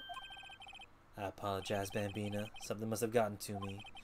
Maybe it's that dry wind that's blowing through the prospector's office. Dry wind or ill will? Someone's up to something here, but who? Suspicions about Mr. Edgeworth have been flying around for nearly 2 years now. Forged evidence and narrating testimonies, you mean? He was unbeatable because he did whatever it took to win. Unbeatable, that is, until he met you. But rumors are just rumors, aren't they? These prosecutors were talking about... These are prosecutors we're talking about. Evidence is everything to them. If you follow that rumors about Edgeworth to their source, you found one person. But they're off limits. Untouchable, you might say. Who? Hate to say this, but it's your sister Bambina, Chief Prospector Lana Sky. What? My sister? Edgeworth couldn't rustle all those cattle by himself now, could he? Some people load their guns with bullets, and some people load them with deals. Wait, what? You're saying Edgeworth is making deals to win trials? Where there's gunshots, there's bound to be bullets. That's what the old-timers say.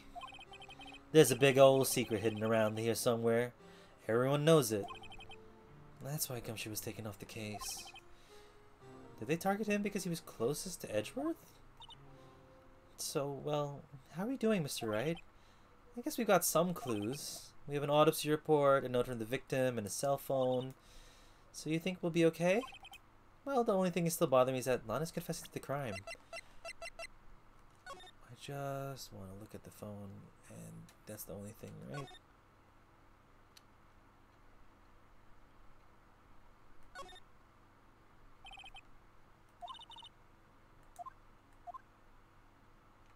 Okay, fine. There's no need to push it again. Interesting. She says she did it. No problem. I can guarantee that she's not the criminal. By the way, Emma? Yeah? I know that song your phone plays when it rings. I know that song... What? I know the song that your phone plays when it rings. What? It's the Steel Samurai theme song, isn't it? That popular TV show for kids? The phone that rang earlier wasn't mine. It was yours. At 5:18, just after the murder took place. Your sister called you, didn't she, Emma? But the autopsy report, he died an hour after 4:30. An hour and a half of 4 p.m.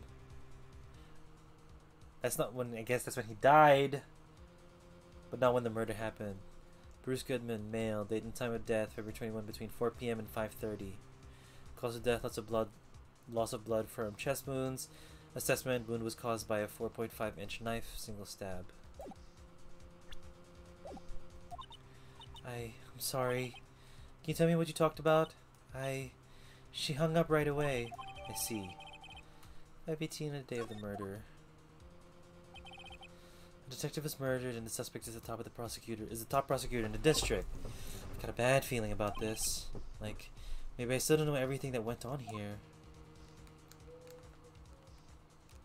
You gotta tell us, girl, or else we're gonna be screwed for court. Screwed, I say. Screwed.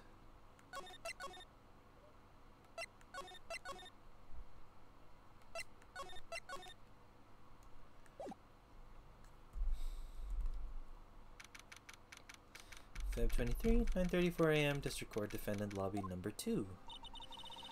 How did the investigation go yesterday, Mr. Wright? Frankly, there's still a lot of, gray areas. Or rather, the whole thing is one big gray area. Don't worry about me, no matter what the outcome. I'm ready to accept my fate. I believe in you, sis. Mr. Wright, let me offer you a word of advice, yeah? Defense attorneys should never believe their client. The defendant is called to trial because they were suspected of wrongdoing. Never forget that. Miss Skye, you remind me a lot of Mia. But there's one decisive difference between you and her.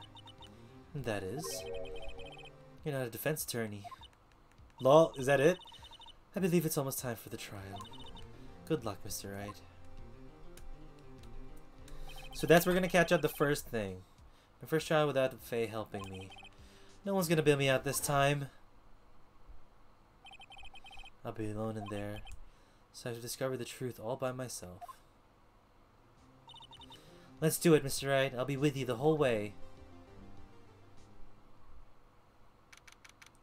February 23, 10 a.m. District Court, Court number 9. Ooh, we switched sides! Wait.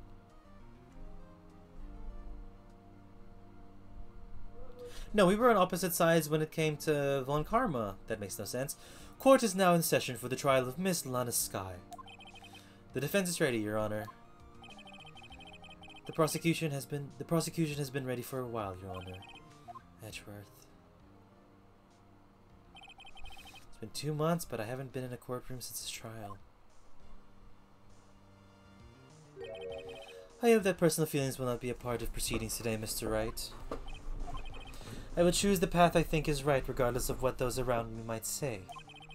The judgment to be made here is in our hands, not those of anyone else. Very well, Mr. Edgeworth, your opening statement, please. Chief Prosecutor Lana Skye has committed an unpardonable crime. Not only this, but she was rash enough to commit it in the prosecutor's office lot. Wow, he's much more forceful in person. I suddenly feel like confessing to everything. However, she will now pay for her rashness with her life. There was a witness to her crime. A professional witness. Well then, call your first witness, Mr. Edgeworth. The prosecution calls its first witness, Miss Angel Starr, to the stand. The cough-up queen.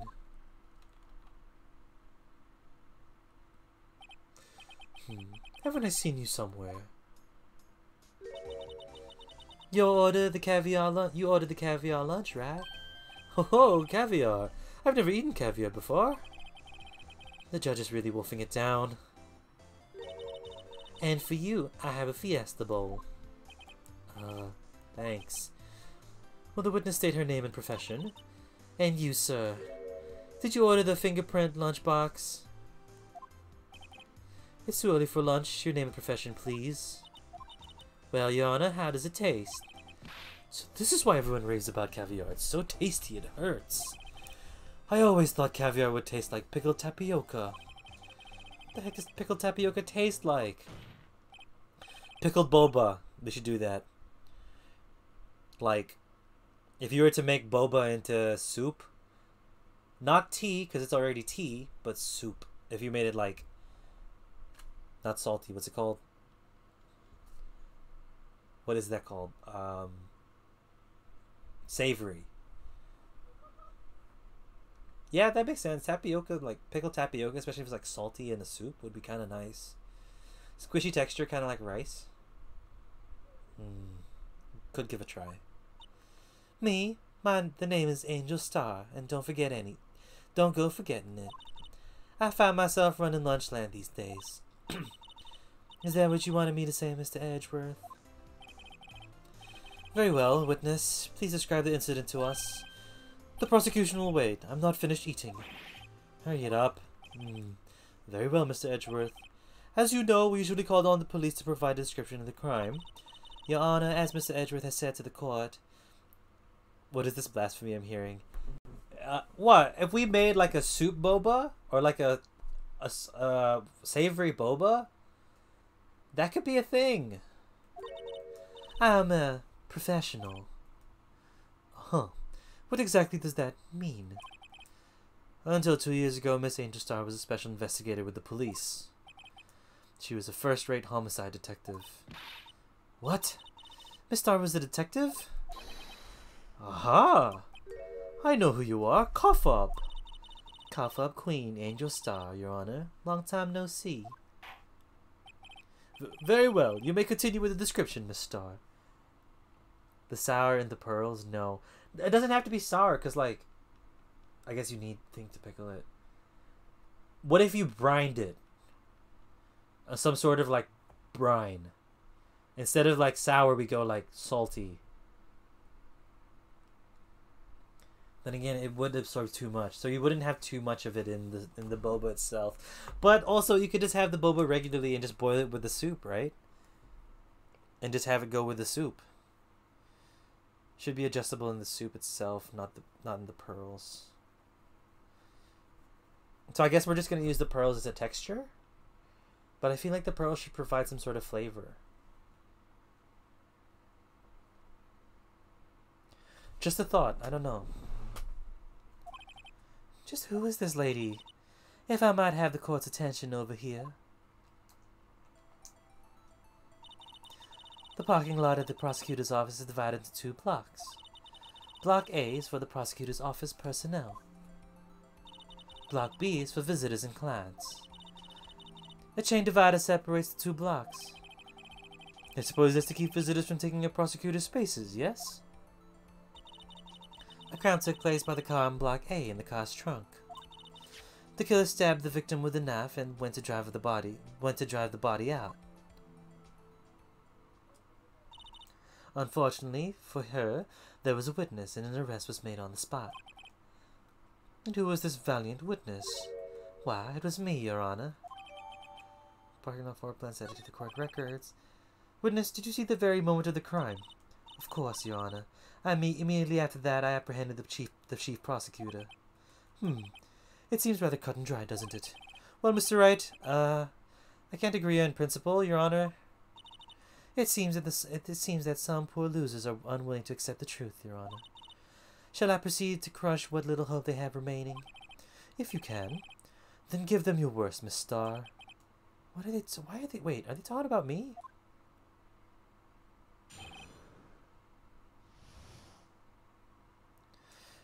You can do bouillon in the pearls or something, but nothing like extreme spices. Just going to be nice to have a chewy concentrate in the sharpness of the taste. A chewy concentrate of sharp tastes. Yeah, Yeah, that's not a bad idea. If it was like a what do you call it? Like a broth type mix for it. I'm gonna write this down. I don't know why, but savory boba, bouillon pearls. Could be it. Could be it. Could it does sound kind of interesting. I would literally give it a shot. I would make it if I had any more clue of how to make it, without just putting pearls in soup. Somehow, I always knew a day like this would come. I was on my way to deliver a lunchbox to my boyfriend. When I sensed something, perhaps it was my finely honed detective's intuition at work. Through the wire fence, I saw the chief prosecutor standing next to a garish car. The chief prosecutor was holding a knife in her right hand.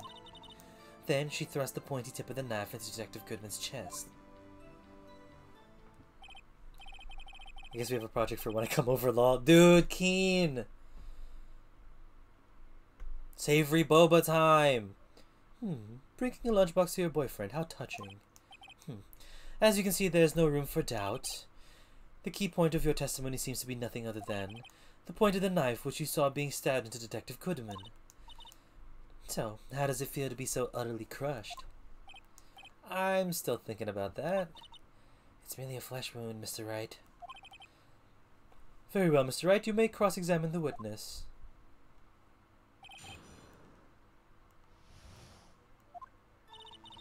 Always knew that like this would come. How did you know? I respect the prosecutor's basic abhorrence of crime. Yet their methods are ugly and twisted. Twisted methods will always lead to tragedy. The lunch lady's uninformed opinion is duly noted. Given that, they are used to erasing inconvenient evidence at their whim. Killing off a detective that knew too much is merely an extension of that. Miss Starr, do you have something personal against the prosecutors? I felt that I had found my dream job when I became an investigator. And if I hadn't been laid off by those prosecutors over there, I'd still be one. Laid off? She was fired. To me, prosecutors are nothing more than worms. That said, I am a pro. As you know, my testimony is unbiased and flawless. Very well. You may continue, Miss Starr.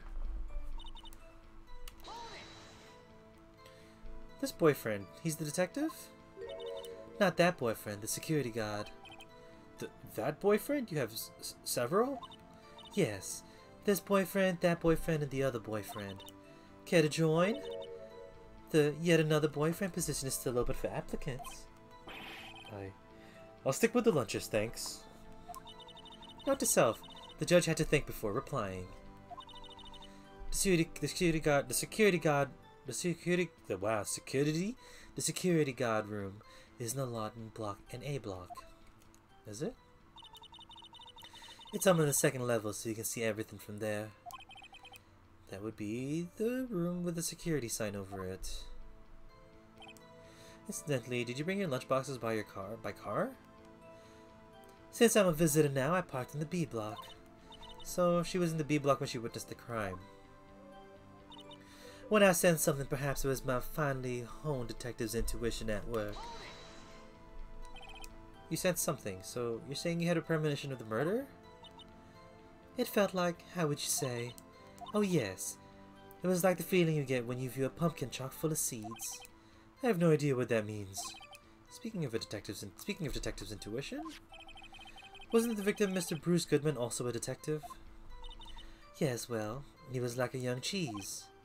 A young cheese? A pale white cheese not yet tangy with experience on the streets. A greenhorn. Then I must be hard yellowed. I must be hard yellowed and sharp as a tack. Yeah, with the odor of an old cheese to match. In any case, there, in the lot, I felt something stirring in the back of my mind. Through the wire fence, I saw the chief prosecutor standing next to the garish car. By garish car, you mean Mr. Edgeworth's car, correct? Mr. Edgeworth's?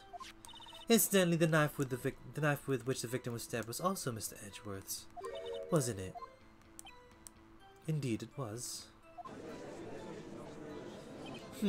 What an odd case this is. And the person you saw, you are sure it was the defendant. I saw her from no further than 30 feet away. I am certain it was her. If she's telling the truth, we're doomed. Let's just do what we can. Even if we don't have any proof, we can always nitpick. Witness, in your testimony you clearly stated the following. Prosecutors are nothing more than worms, ergo, you are a biased witness. You might want to keep those silly opinions to yourself in the future, rookie. Huh? Rookie?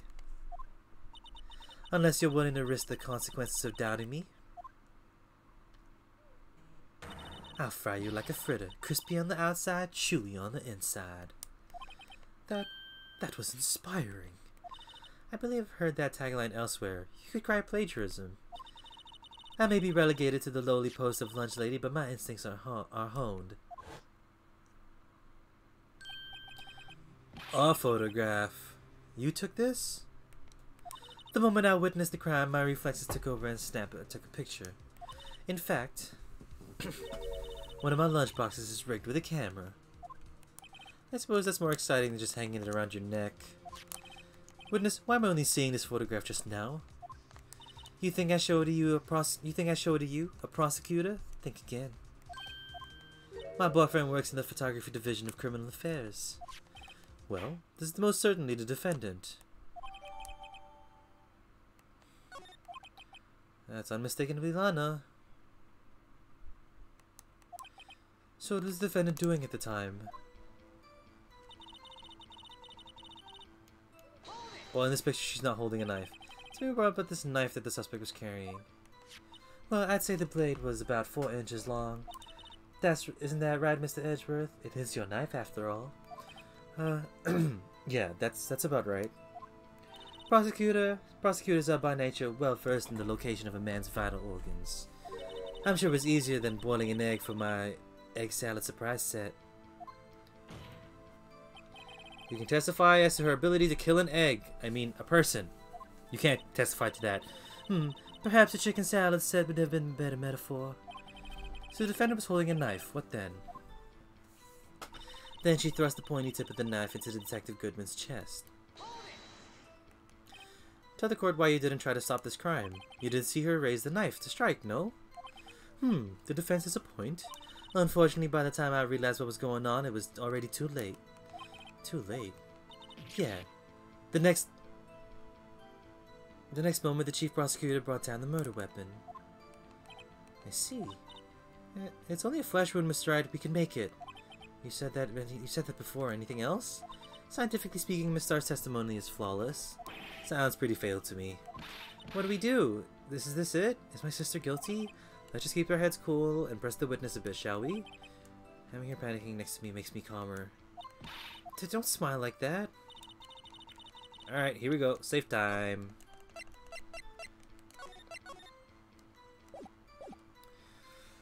Okay, let's review our evidence.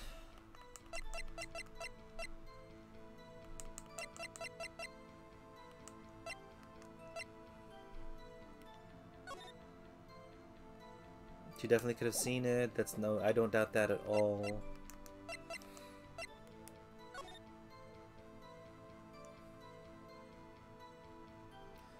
Cause of death was loss of blood from a chest wound. Wound was caused by a 4.5-inch knife. Single stab wound was found. So this is where I can kind of argue, because between 4 and 5:30, if that was the scene of the crime, then it wouldn't have been instant death. Also, we could use this.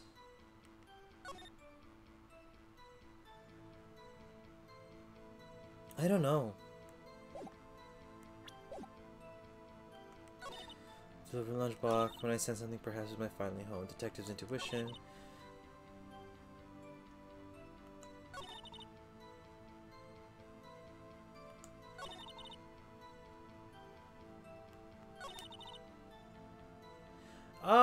This is kind of dumb to try and present that. Oh, shit. This must be the victim's blood, right? Either that or Edgeworth cut himself peeling an apple. What's Edgeworth doing with a knife like this anyway? Hey, maybe he spends his weekends roughing it in the wild. Edgeworth in the wild? I think my fruit peeling theory is more likely. Are you kidding? I always pictured him as an outdoorsman. Now there's a scary thought.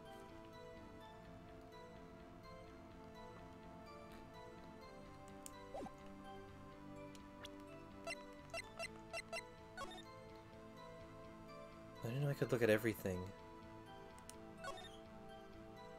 Hey, check it out! There's a metal plate here. It looks like the names of all the previous recipients are engraved on it. Wow, one guy says it a bunch of times. Von Karma. I guess he must be a foreigner. Yeah, that's probably it. Well, wherever he's from, he must have been an amazing prosecutor. I'd like to meet this Mr. Von Karma sometime. When she says this name, it does kind of have a ring to it.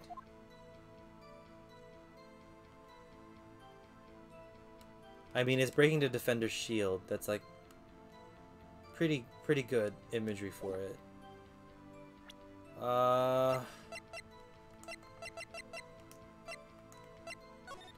No prints. Los Edgeworth, 1712. Date of this crime. Murder took place 3 minutes after Edgeworth parked his car. If only he was held up at a couple extra red lights, he wouldn't have been caught up in this whole affair. Perhaps. It just goes to show you you never know what happens when you run a yellow light.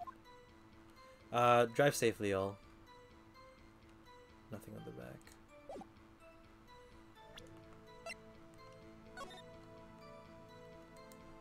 Interesting how we can check everything.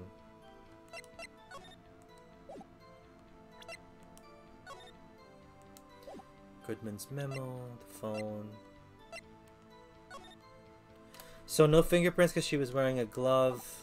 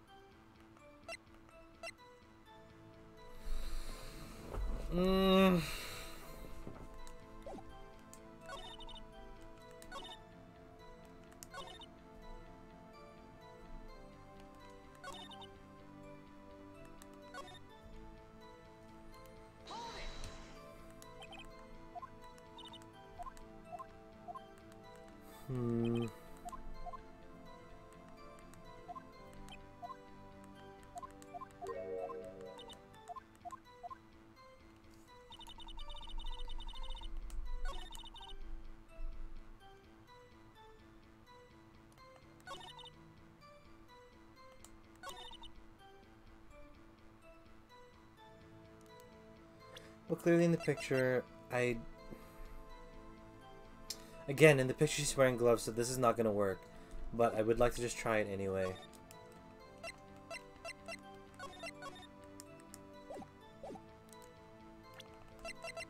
Yep, not working.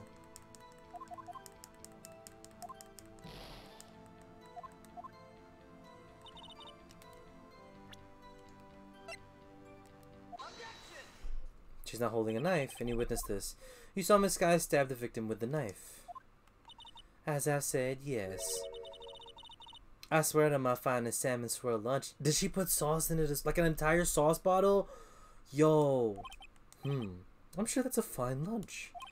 But isn't that odd? Look at his photograph. This is the photograph you took at the very moment of the crime, is it not? Then why is Miss Sky not holding a knife? Mr. Edgeworth, your thoughts? Objection. That had to be the weakest objection ever, Edgeworth. Yet it was still stronger than your ever feeble mind, Mr. Wright. What do you mean, Edgeworth? This photograph was not taken the moment before the stabbing. This was taken the moment after the stabbing.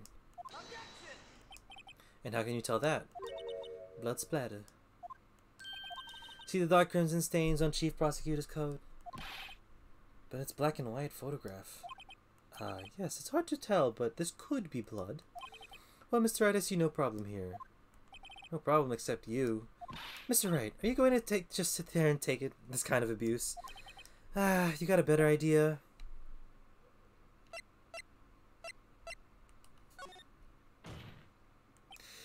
Wait, that contradicts what the witness said in her testimony. Namely, that she took the picture the moment she witnessed the crime.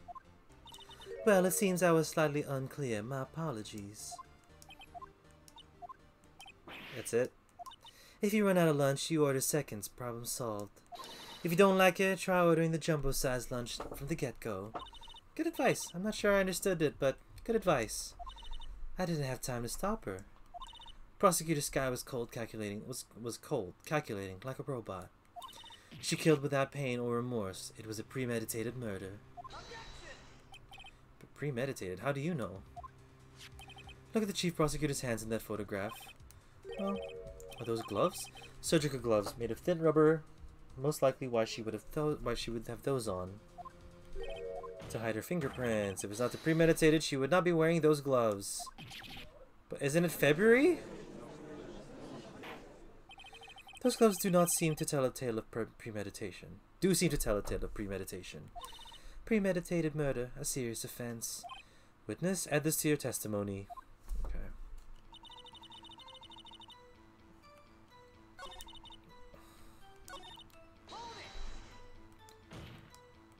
What if she was just in the habit of wearing gloves, like driving gloves?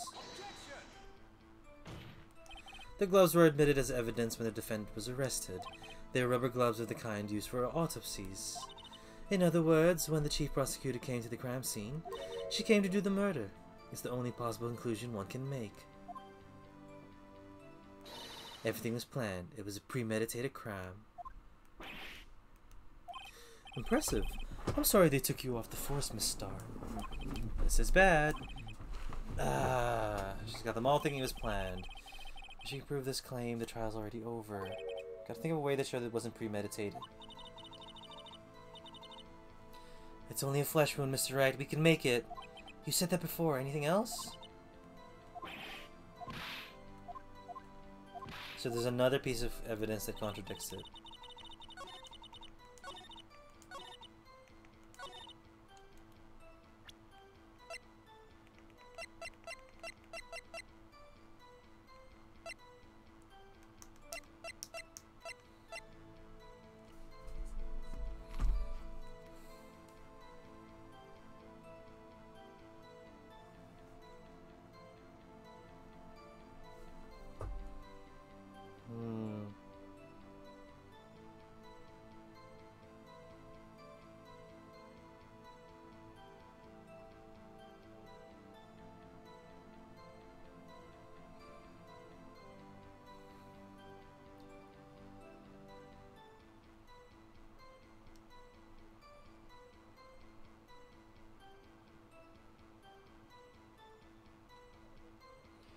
Bing, bing, bing, bing, bing, bing.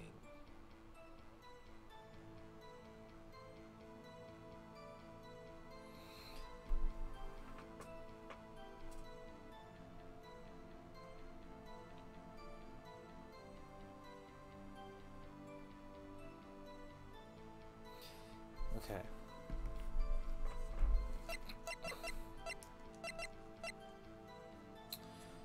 Died within an hour and a half of 4 p.m. Why did they say 4 p.m. to 5:30 p.m.?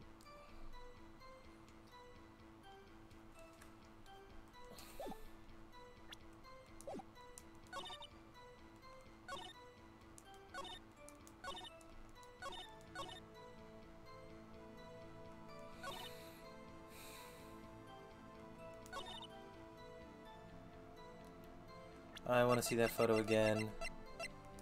It is through the fence, okay. Sorry.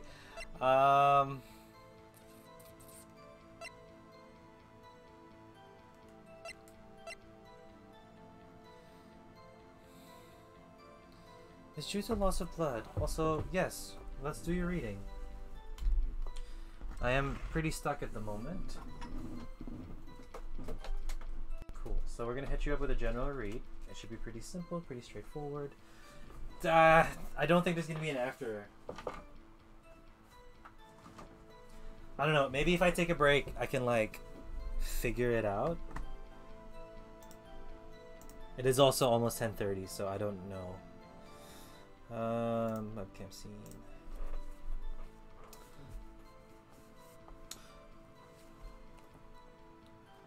So we are using Wright or Wait for this.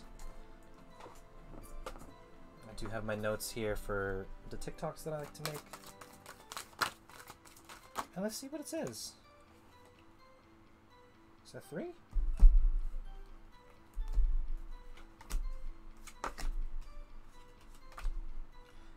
Almost all upright. Cool. So you have the 10 of Wands, 7 of Pentacles, both upright, and then the Ace of Cups in reverse.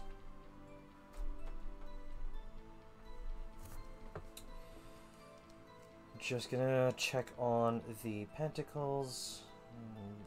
Jot my memory for that.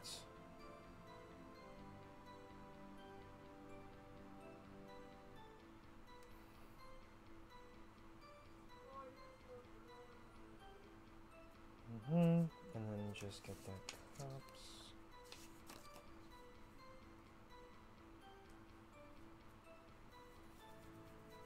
Instability revolution. Okay. So let me know when you're ready, Rika, and then we can get started as per usual.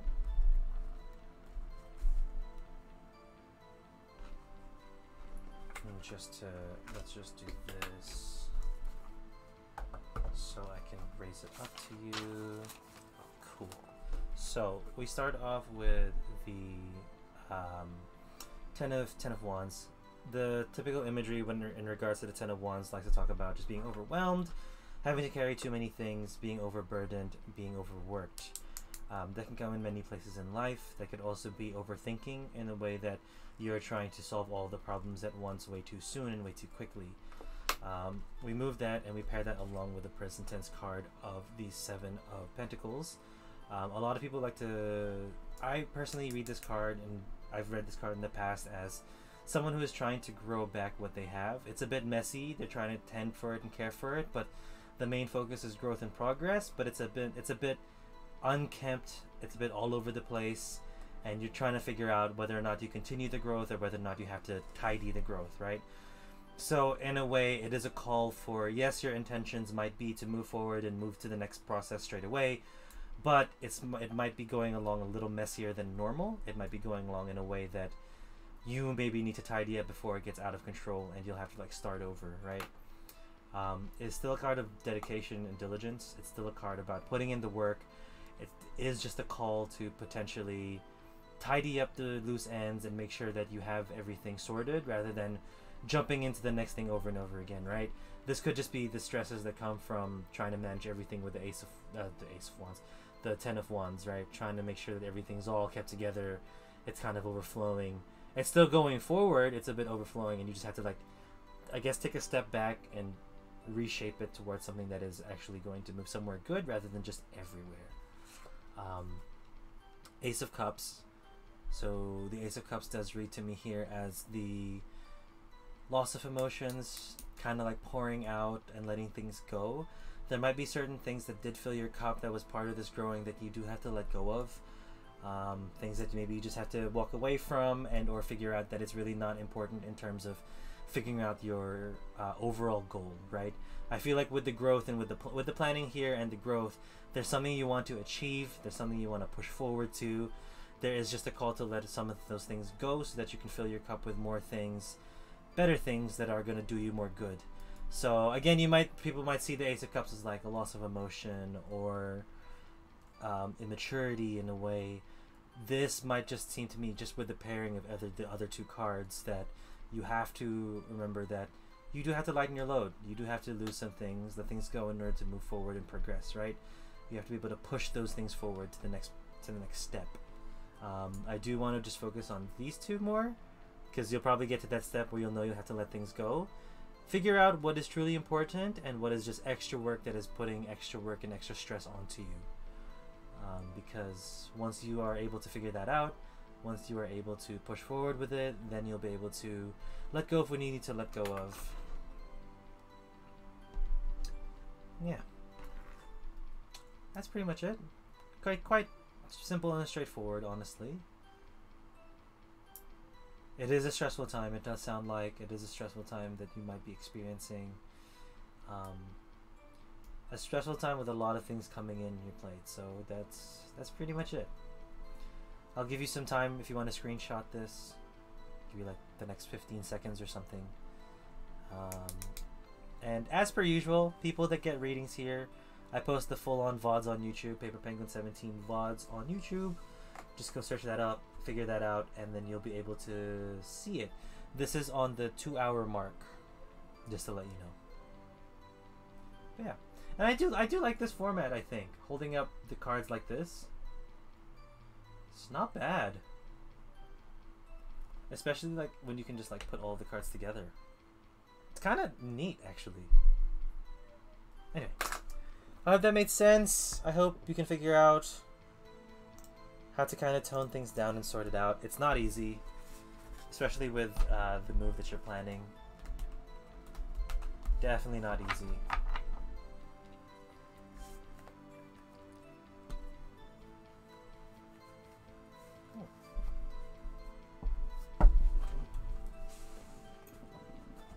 That didn't feel too bad. Then again, I was doing a reading for a friend, but you know how we were talking about yesterday. Not the worst feeling in the world, honestly. And it felt kind of good to actually do a reading, which is interesting. So thank you as well, Rika. Thank you for bringing up that opportunity. Okay, back to this. Are there new presses? No, there's not a new press.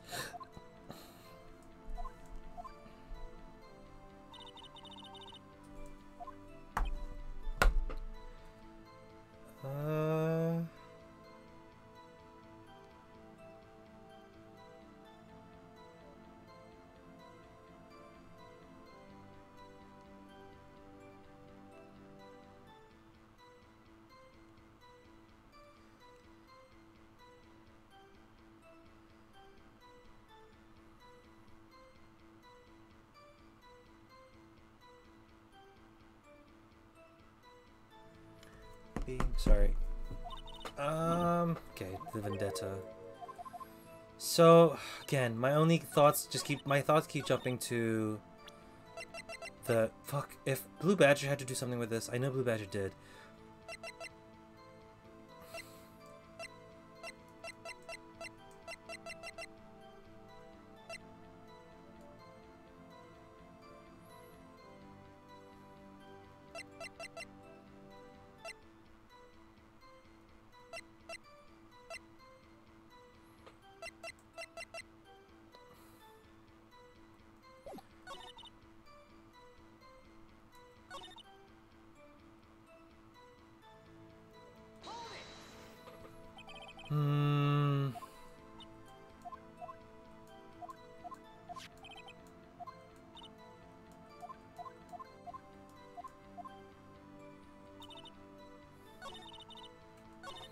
Okay, I'm gonna save and I'm gonna just test a couple of things and see.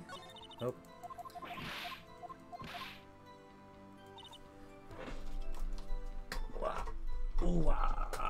Okay. We have no contradictory points against this. We have no contradictory points against this either. No contradictory points to this either.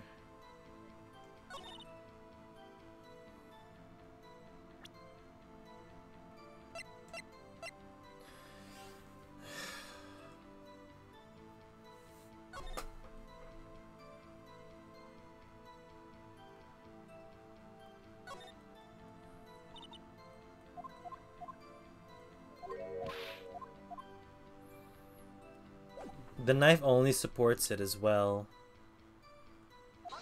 Oh, it's a thing. But like, okay, in story, yes, I understand this pushes the story forward. Doesn't make sense to me. Witness, do you know what this is? Are you trying to test me? Are you trying to test me? I sell lunches. I sell boxed lunches for a living, you know. That's a knife. The knife. The knife that was in Mr. Edgeworth's trunk. Indeed, it is my knife.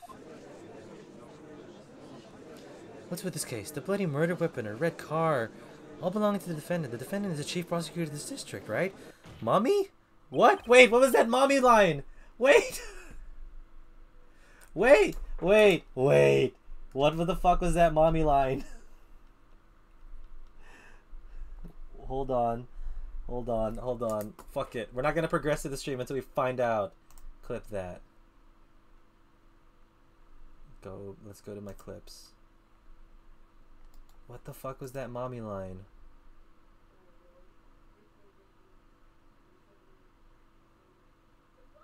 Let's begin the end. Wait. Okay, sorry. We're moving screens again. Watch on clips page.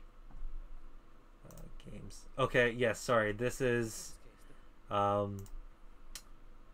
this is the weird description. Look, it doesn't matter. The mommy line is what's important right now.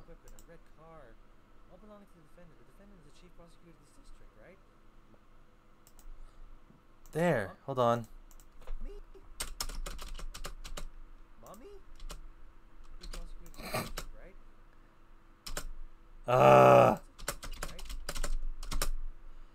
Mommy, our prosecutor's bad people. There's a child in the courtroom. Okay. Child in courtroom?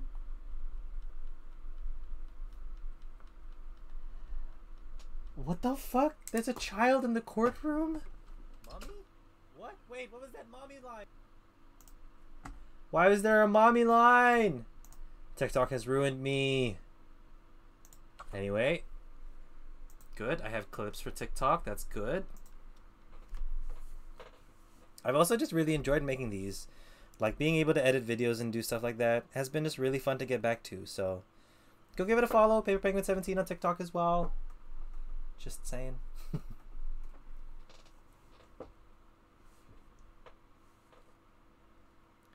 The defense has a request. We ask that the witness prove an accurate testimony. What's that, rookie? Oh, what is that, rookie? In your testimony, you stated that Lana Skye planned this murder. And that's why she was wearing those special gloves. It seems like a natural conclusion to me. The gloves do indicate planning. I had to pass on that one. Sorry, paper. It's okay. However, why would she not also prepare the most important thing? The murder weapon. Instagram is already enough brain drain. Don't need more. That's fair, dude. I might just post, honestly, I might just post my videos on TikTok as well. It does, I think it's gonna do okay there. Oh. The knife just happened to be in the trunk of the car. Ladies and gentlemen, if you're going to plan a murder, you don't forget the weapon. Whoa. Me? Order, order, order. Great, now the tide is turning in our favor. Great show, Mr. Wright. My sister's as good as free. Nope, of course he has stuff. Right. I believe the next lunch you'll be eating is humble pie. What? I hope you weren't deluding yourself into thinking that the tide has turned. Not over such a trifling detail. But this shoots a hole in the whole premeditated theory. Bah, the prosecution can care less if it was premeditated or not. The only one who seems to care is that lunch lady over there. The defendant, Lana Skye, murdered a detective with a knife. That is the only thing the prosecution needs to prove, nothing else. Very good, Mr. Prosecutor. I suppose you think you're clever now? But you know as well as I do that she planned on killing him. It was planned. If it wasn't, I believe I'd like to hear your testimony again. Witness, please tell us what you saw, not what you thought. How dare you? My powers of deduction are not to be underestimated. Really now? Angel's deduction. Lana Skye intended to murder Detective Goodman. That's why she called the victim all the way to the prosecutor's office. I'm sure the chief prosecutor had a grudge against the victim. Nothing else could drive the human machine to plunge the knife in again and again. Well, again and again, the victim was summoned from the police department to the prosecutor's office. It does sound a lot like premeditation, doesn't it? So if I order a pizza, does that mean I'm planning to kill the delivery boy? In any case, the defense may now cross-examine the witness. Okay, we're jumping straight into it, but like we have to press. Last guy intended to Mr. Goodman. You said that, but you haven't told us how you'd know. That's what I'm about to tell you, rookie. I believe what she just said was mere prelude to the story she's about to tell. Try not to interrupt her again, rookie. Never interrupt a storyteller. It's like pulling a bun out of the oven half-baked. Something's half-baked here, alright, and it's you. Try not to confuse the defense, witness. They're not very quick on their feet. Now, why did you believe the suspect had intentions to murder the victim? Her actions speak for themselves. That's why she called the victim over all the way to the prosecutor's office. You have no proof of that. Miss Sky called him there. You have no proof that she didn't? Mr. Edgeworth, thoughts? There is no record of a call made on the defendant Miss Lana Sky's phone. She might have written a letter to him. Come on, you could have tried public phones first at least. In any case, the victim came to the prosecutor's office where he was murdered. Again, I understand Edgeworth's position, not trying to prove anything at all. I'm sure he had a reason to be there. Witness, why do you think it was the suspect who summoned the victim that day? I'm sure that she prosecuted a grudge against him, but they had no relation. What kind of grudge? Well, I wouldn't know that. Of course you don't. That's because she didn't have a grudge. Rookie. I have a lunchbox here. Now, what's inside? Am I supposed to know? See, we all agreed there is a lunchbox here, but we don't know what's inside. A person's life is like a lunchbox with pretzels, don't you agree? I get it. That's why my lunch was so salty. This judge isn't very good with metaphors. The suspect had a grudge against Detective Goodman. Will you tell us your basis of this thinking? It's simple. Nothing else could drive that human machine to plunge the knife in again and again. A human machine? That's a contradiction! Please, can't you find a fault with something of substance, Mr. Wright? Note to self, Mr. Edgeworth's sighs smell like citrus fruit. How do you smell that? You say again and again. How many times did she stab him exactly? We often say chop into 1,000 pieces, but we don't actually mean 1,000 pieces. What difference does it make if the deed is done? He's getting mad at me. Let's just say she stabbed him several times and leave it at that. Leave it at that? This is a murder case, people. Mr. Wright, you should speak up if you have an objection, you know. Sorry it turned out to be the short-tempered as she looked where she met her. Challenging her ability as a detective is really off, yeah. I mean, add more wax and it's really short wick to burn.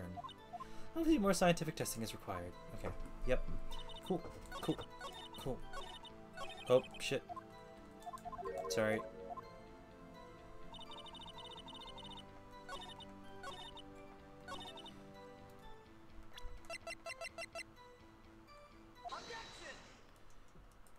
You say she stabbed him again and again, but you couldn't have witnessed that. Are you testing me? Then I'll test you. With my moss surprise. I'm afraid moss is growing under our feet as we wait, Miss Starr. What do you mean? I shouldn't have to explain this, but take a look. The autopsy report states that the death was due to a loss of blood from one stab wound. Aha! You're right. Good show, Mr. Edgeworth. What the fuck? What a hunk. He's my hero, really. She's looking way too aggressive at him. What about my objection? No one noticed? Well, witness? You got the crime scene set, right? Oh, thanks? I always believed that one could ever mistake ketchup for blood, but now I realize that such mistakes are possible. So, you're saying you mistook something for blood? When she lifted her knife, I thought I saw blood at her breast. Splattered blood from the victim. That's why I thought she must have stabbed him at least twice. Then tell us what you saw that you thought was blood. Testify. Her red muffler looked like blood to me. That's how ghastly the whole scene was.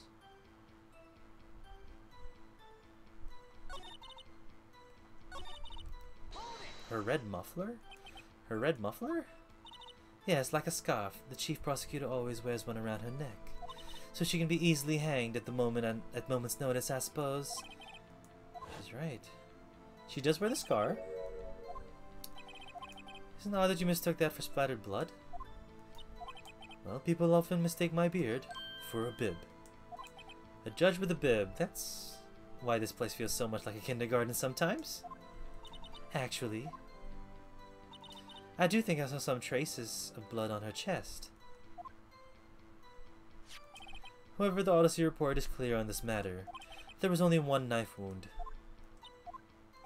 Apparently, Miss Starr isn't entirely sure of her own testimony. Mr. Wright, this is our chance. Chance for one under. So I started now that she's short-tempered as she looked when we met her. Challenging her abilities again. Short brick burns fast. Cool. So let's move back to the picture. And she's clearly not wearing her scarf. Woo! We're doing good. We're doing good. Miss Starr, I demand an explanation. The witness is clearly not suited for detective work. What? The suspect was not wearing a scarf or muffler in any kind when she stabbed the victim. And you proved it yourself with this photograph. Huh? But that can't be. Only a professional lunch lady could be so utterly clueless. Congratulations. Perhaps you finally found your true calling in life. Harsh words, but good. In the end, Mr. Edgeworth prevails. Does anyone not... Ugh! What was my objection? Chopped liver? But it was there, a scarf. No, not that, but something red, really. Well now, where were we? The witness has given us an entertaining interlude, but back to business. What?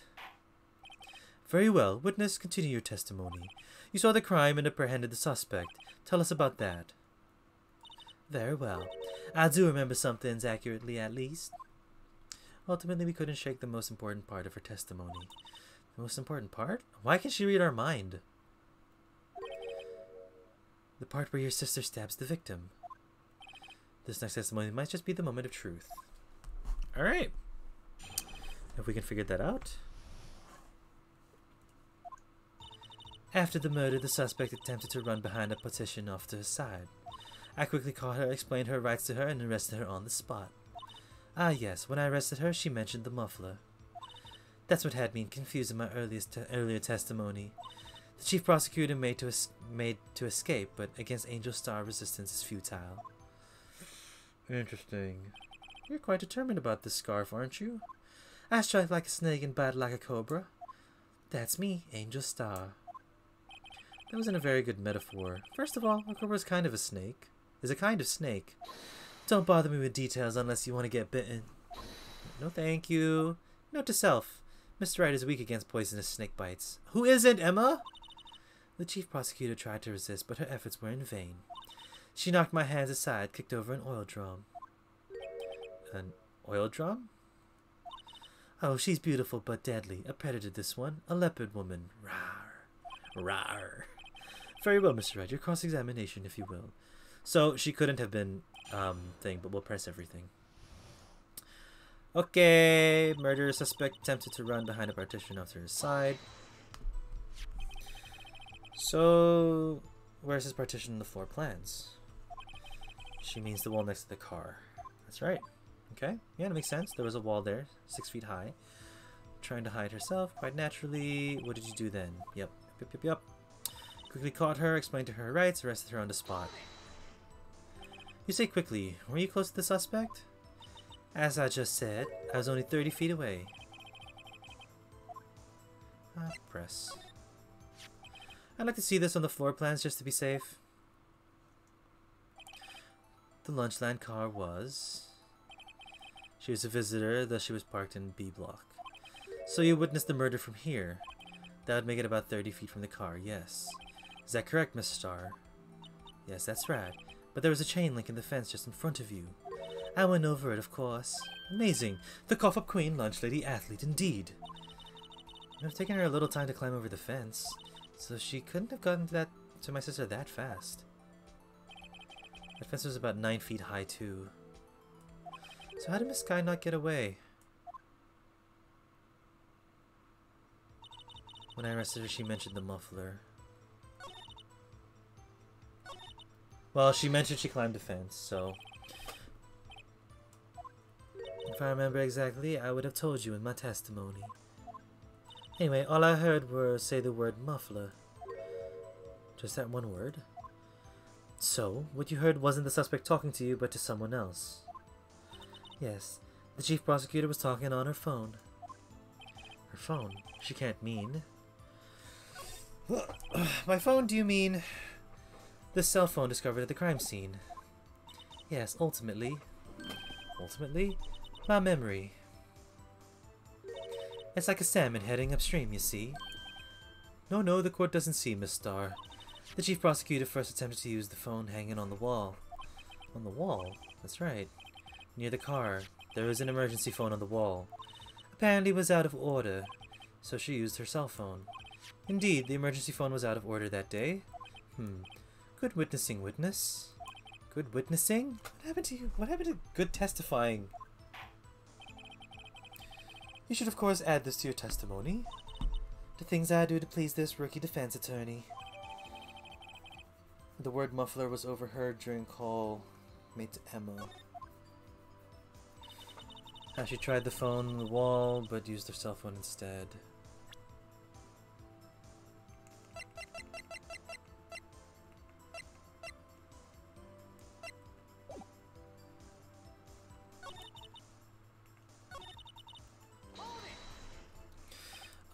Do you think you could restate your testimony for the court? Huh. I was going to ask the same thing. I only say this one time, so listen close, rookies.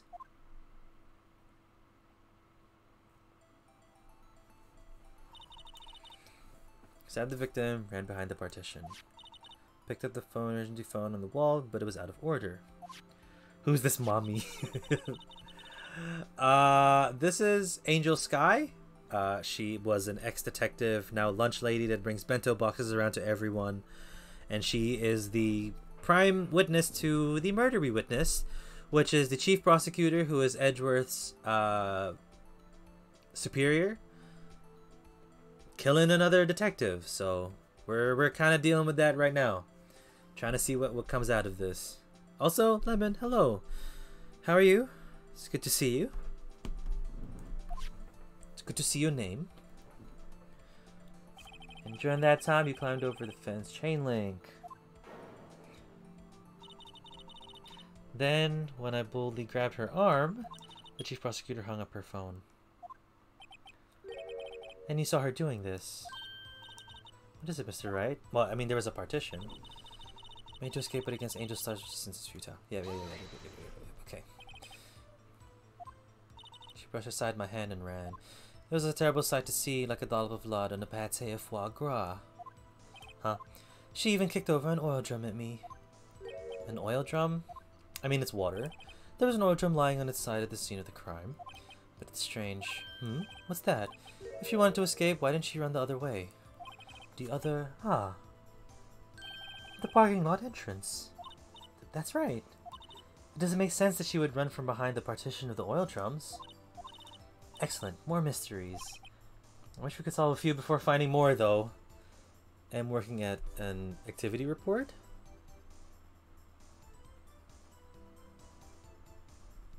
What? Are we working at an activity report? Or did I say something weird? So Miss Sky tried to run. I'm sorry my sister is so suspicious, Mr. Wright. Not as sorry as I am. But she didn't do it. You have to believe me.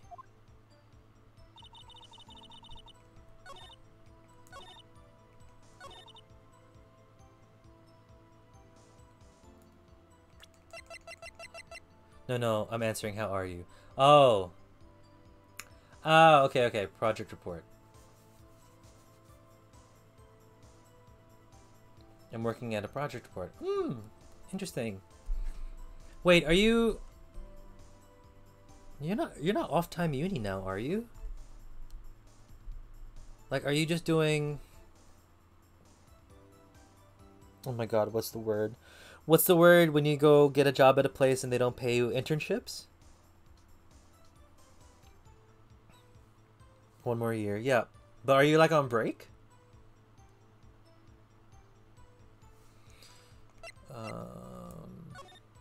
Yep. This is the objection. Miss Star. Nope, Lamau. Oh, you're just doing a project. Sorry, activity report and project report had me thinking you were doing it for a company or something. It's just a normal report. I'm sorry. Miss Star, I have to conclude that you have a personal grudge against Miss Lana Sky. The witness is a former detective. Her testimony is unmarred by personal bias. Well, who would have thought you would be a Manhattan Shining Armor prosecutor? You, who, together with the chief prosecutor, kicked me out 2 years ago. Well, Miss Starr, this is a fatal contradiction to your testimony. How do you explain this? I don't know what you're talking about. Mess with me and I'll make you cough it up. Cough it all up. Let's look at the 4 plans. You said you witnessed the crime from this point. However, if that's true, you couldn't possibly have seen Miss Sky making that phone call. I believe you see where I'm getting at. The emergency phone was on the backside of this partition. If indeed you were in B block, you couldn't have seen it. What? Blah, blah, blah. Order, order. What is the meaning of this? It's simple, Your Honor. She's not coughing up lunch. She's coughing up lies. Good line. I could have probably performed it a little better. That's quite a claim, Mr. Wright. Perhaps you'll allow me a question. Tell us exactly what lie this witness has told the court. Here's where the counterattack begins. I can't afford to get this wrong. The witness lied about... where she saw it. That lie got me. So she's called the cough up, or cough up. Miss Cough Up or something? Because she'd always get the person who committed the crime to cough up the truth. It's a good line. I'm gonna say where she saw it, because she couldn't have been in B block. Miss Guy tried to use the emergency phone, but it was out of order. What is significant about this fact? Nothing. Therefore, it would be pointless for Miss Star to lie about it. Pointless to lie, I see. But say the witness did actually see Miss Sky using the emergency phone. That would mean Miss Star witnessed the crime from a different location. A different location? Now that's a pointless lie if I've ever heard one. Before you call my lie pointless, at least let me tell it. My lie. Let me ask a question to our clever wordsmith, Mr. Wright. Just where was the witness when she saw the crime? All test me for 9 points out in this one direction. The place from where she witnessed this crime was here.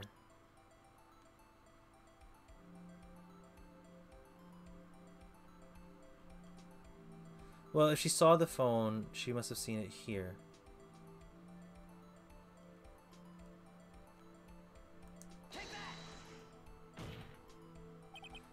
I think. I mean, it's highly likely that that's where she was. You think? It's highly likely? Your cavalier attitude stands to contrast your feeble argument, Mr. Wright. Her being there wouldn't change a thing. Please, Mr. Wright, think before you speak. Oh, hold on. BRB.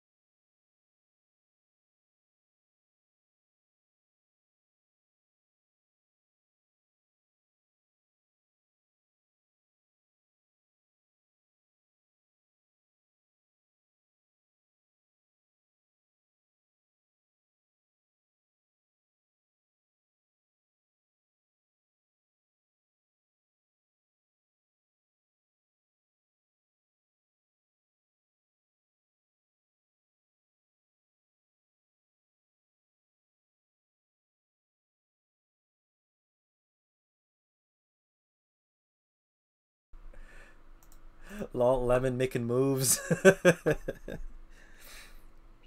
Oh, my prepay is on hold. Oh, that means I have minutes. Sorry, I just got a call. I need to finish up soon.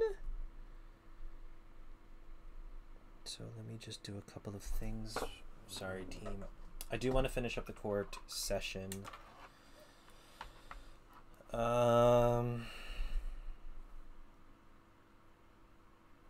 was running out of battery. It's weird. I wasn't told that my phone plan wasn't there.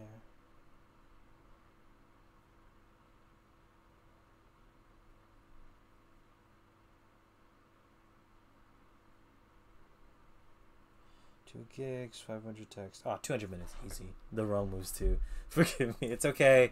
You're being cute. It was a good retort, but, you know, the room. That's okay. You're fine, my guy. Please, Mr. Wright, think before you speak. Yes, Your Honor. The testimony we heard until now points to one direction.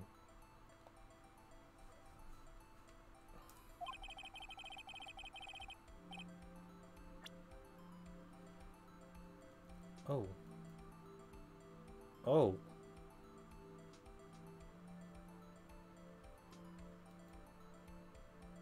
I'm just trying to think the line of sight from the phone. But, like, the picture that she took would have been from here.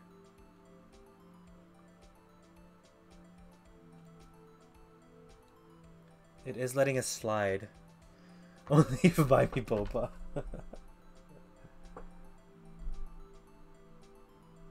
Well, there's the terms and conditions, my boy. We have to give her boba. She can't have been in B. That's what I'm thinking. But the photo that she took had the fence. She might have been in the van. She would have been an A, but would have been, like, I guess, A on here? Because I don't know where else. It's the picture. The picture is what's confusing me. That's the only piece of evidence that I'm not sure of. And I can't save. I'm going to say... You can't see the phone from there. I know. I'm going to say around here. What do you think? Well, I guess you still can't see the phone from here. So who took the picture? You go. Nice one, Lemon. Ah, shit.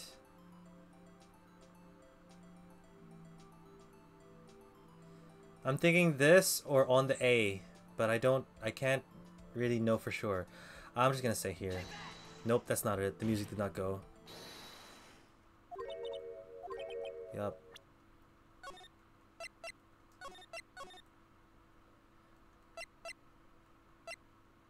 Wow, the last time I saved was half an hour ago. That's fucked up.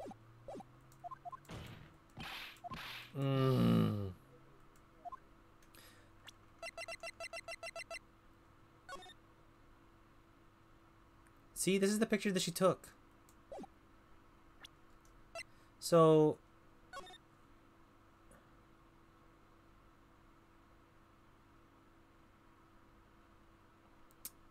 Man, I'm so not sure. I'm so not sure.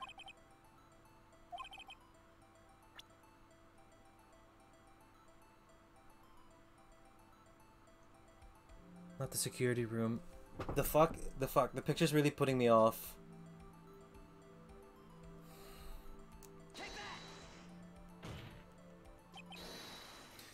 If she was here, she could see the emergency phone. Okay. Okay. Okay, I'll take it, game. Oh, right, we're gonna hit the... We're gonna get fucked up by it anyway.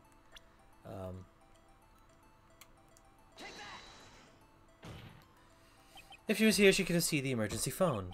That's true. That solves the mystery. That would allow her to see the emergency phone, yes, but if she was there, she would have been able to arrest her well before she dialed their cell phone. Oh. You doubt my speed. I can run 150 feet in 9 seconds. I lost the voice, sorry. Is that really that fast? Not as fast as your witty... What? Oh, okay. So that was wrong as well.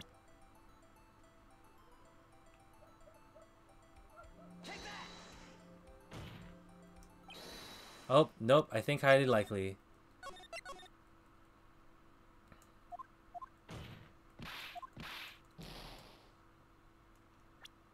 Okay, I don't want to keep seeing that explode, so...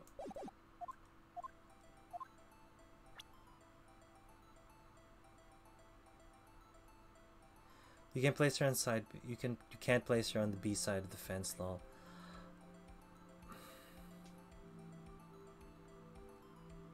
So are we saying down here? Or in the car? Because I have nowhere else to place her. With the picture that we have, this again is my only thought of the B side. This van right here. This could have been her van.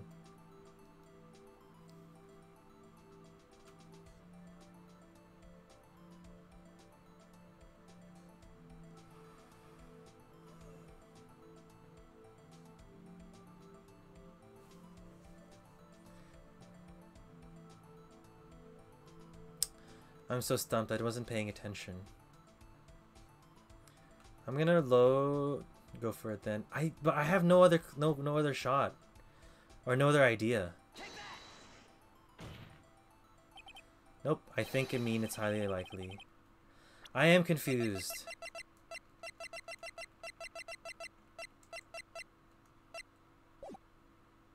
Because she needs to have seen the phone. The phone needs to be seen, right? Oh, this is gonna be the angle where the phone is.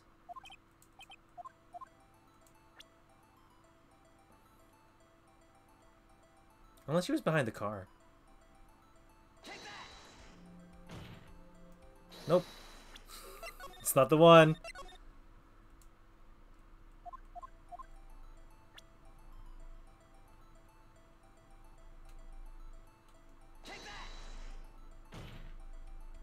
I think.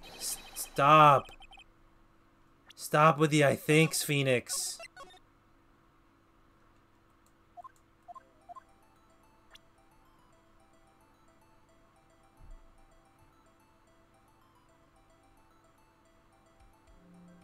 I don't know where else to place her.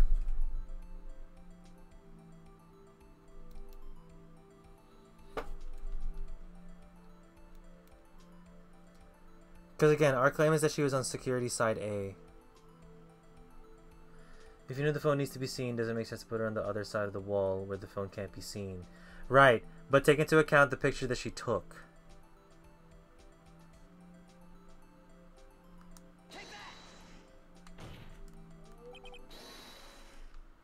Also, if you have an idea, I'm more than ears right now.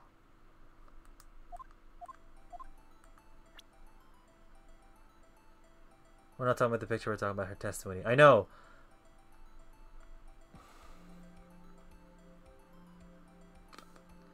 What if she didn't take the picture? That's also true. So where would you suggest she would be? Because I've pretty much clicked everywhere already. I've clicked here. I've clicked here. This was wrong. Unless she was in the security room.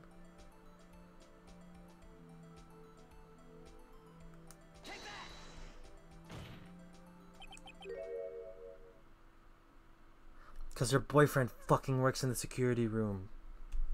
God. Okay, that's fair. That's fair. I should have remembered that. This is the only place where she could have been.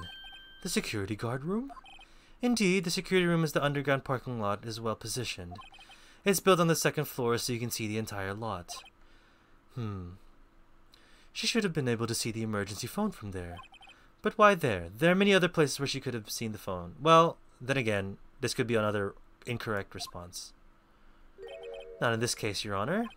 The witness not being part of the prosecutor's office couldn't park in A block. The only place where she could have seen the crime and the back of the partition is here. I remember in your testimony you said you bought your lunch to your boyfriend in the security guard room. So it is the boyfriend. It is the boyfriend. I'm gonna save. We deserve the save. Well, Miss Starr, how many years have I been getting the better of men? To think that the tables could be turned. Today a man has got the better of the angel's star. I lost her accent. Order, order, witness. What have you done? You used to be a detective. You should know better. I'm not turning back. The guilty will be punished, and I'll do what I must to make sure justice prevails. The guilty? Is she talking about Miss Sky? Mr. Wright, doesn't this strike you as odd? Why did Miss Star lie? It doesn't make sense. Huh? She could have just said she saw the crime from the security guard station. It wouldn't have changed anything. Exactly. This photograph tells all. It was the defendant who stabbed the victim. So there was someone else who took the picture, which Lemon is correct. The truth still stands. No, it doesn't. It still stands. I disagree, Mr. Edgeworth. What? If a witness is found to be lying, they're guilty of perjury. She knows this. She wouldn't risk that without a good reason. So tell us what her reason was, Mr. Wright. Huh? Me? Who else? Do you see the panic? Mr. Wright, let's review what we know. Miss Starr witnessed the crime from the security guard station. But she lied and said she saw it from B block. She must make a vital difference, but what would change? Angle of view to the crime. Because she technically wouldn't have... She would have seen it. Distance to the crime?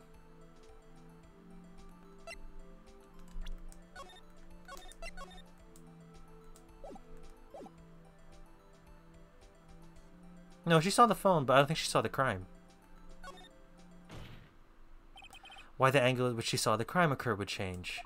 The angle? What do you mean? Well, the security guard station is on the second floor, and she would have sort of a 3D view of the crime. And this is important. Why? Nope. The angle was incorrect.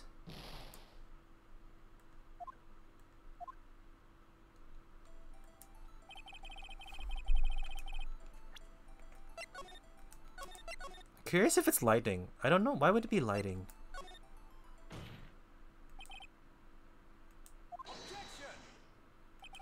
My condolences, Mr. Wright, but look at the floor, the plans, it's quite clear. The distance between the scene and the crime are 30 feet, yep. What she saw is not in question here. What matters is the time it would take her to reach the scene of the crime. Oh, interesting. Miss Starr, you witnessed the crime from the security guard station. Now, how long did it take you to go from there to the scene of the crime where you arrested Miss Sky? Well, witness? My condolences, I can't. You, yes? You ordered the squid wheels, right? The quality of my lunches has gone from low to inedible. I was bringing a PB&J lunch with my fresh boysenberry jam to my boyfriend. Boysenberry for the boyfriend. He wasn't in the station, so I waited. I witnessed the crime from the glass-walled station. And before I knew what I was doing, I found myself running towards the scene. But the door was locked. I couldn't open it.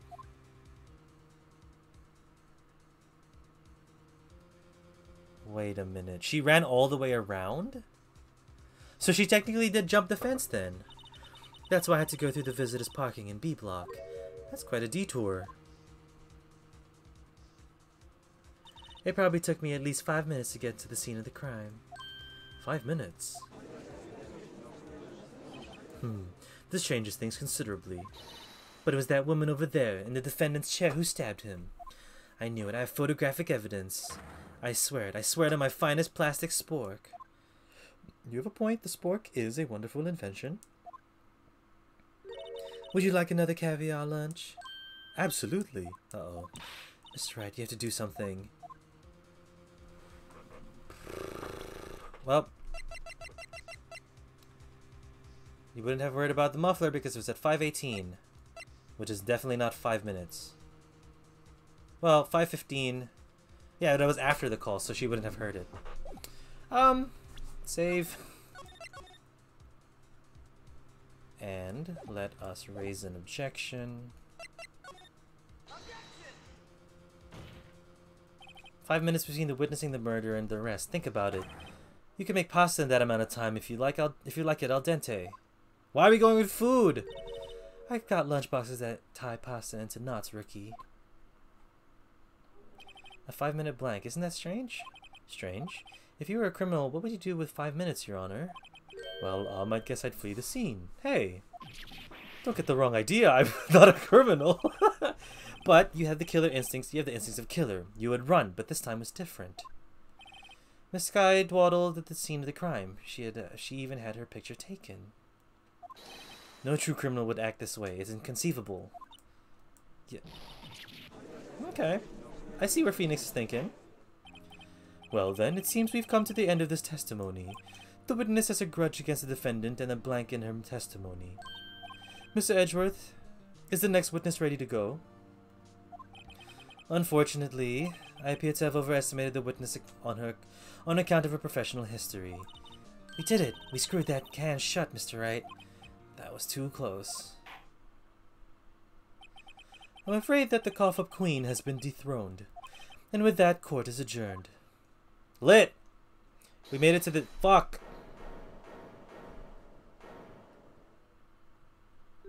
Mr. Edgeworth, you ordered the squid wheels, right? Ah, that's the one she tried to foist on me. I prefer not to take the defense team's leftovers. Anything else to say? I might be able to save you. I have decisive evidence. What was that? What was that? There's another one of her trick lunchboxes. My apologies, but we have no further questions to ask of you, Miss Starr. Is this your jumbo lunchbox? Woohoo! A triple-decker! Out of deference to the witness's determination, I'll allow one more testimony. Let's hear about this decisive evidence. This is where we're gonna save, because I need to make a call.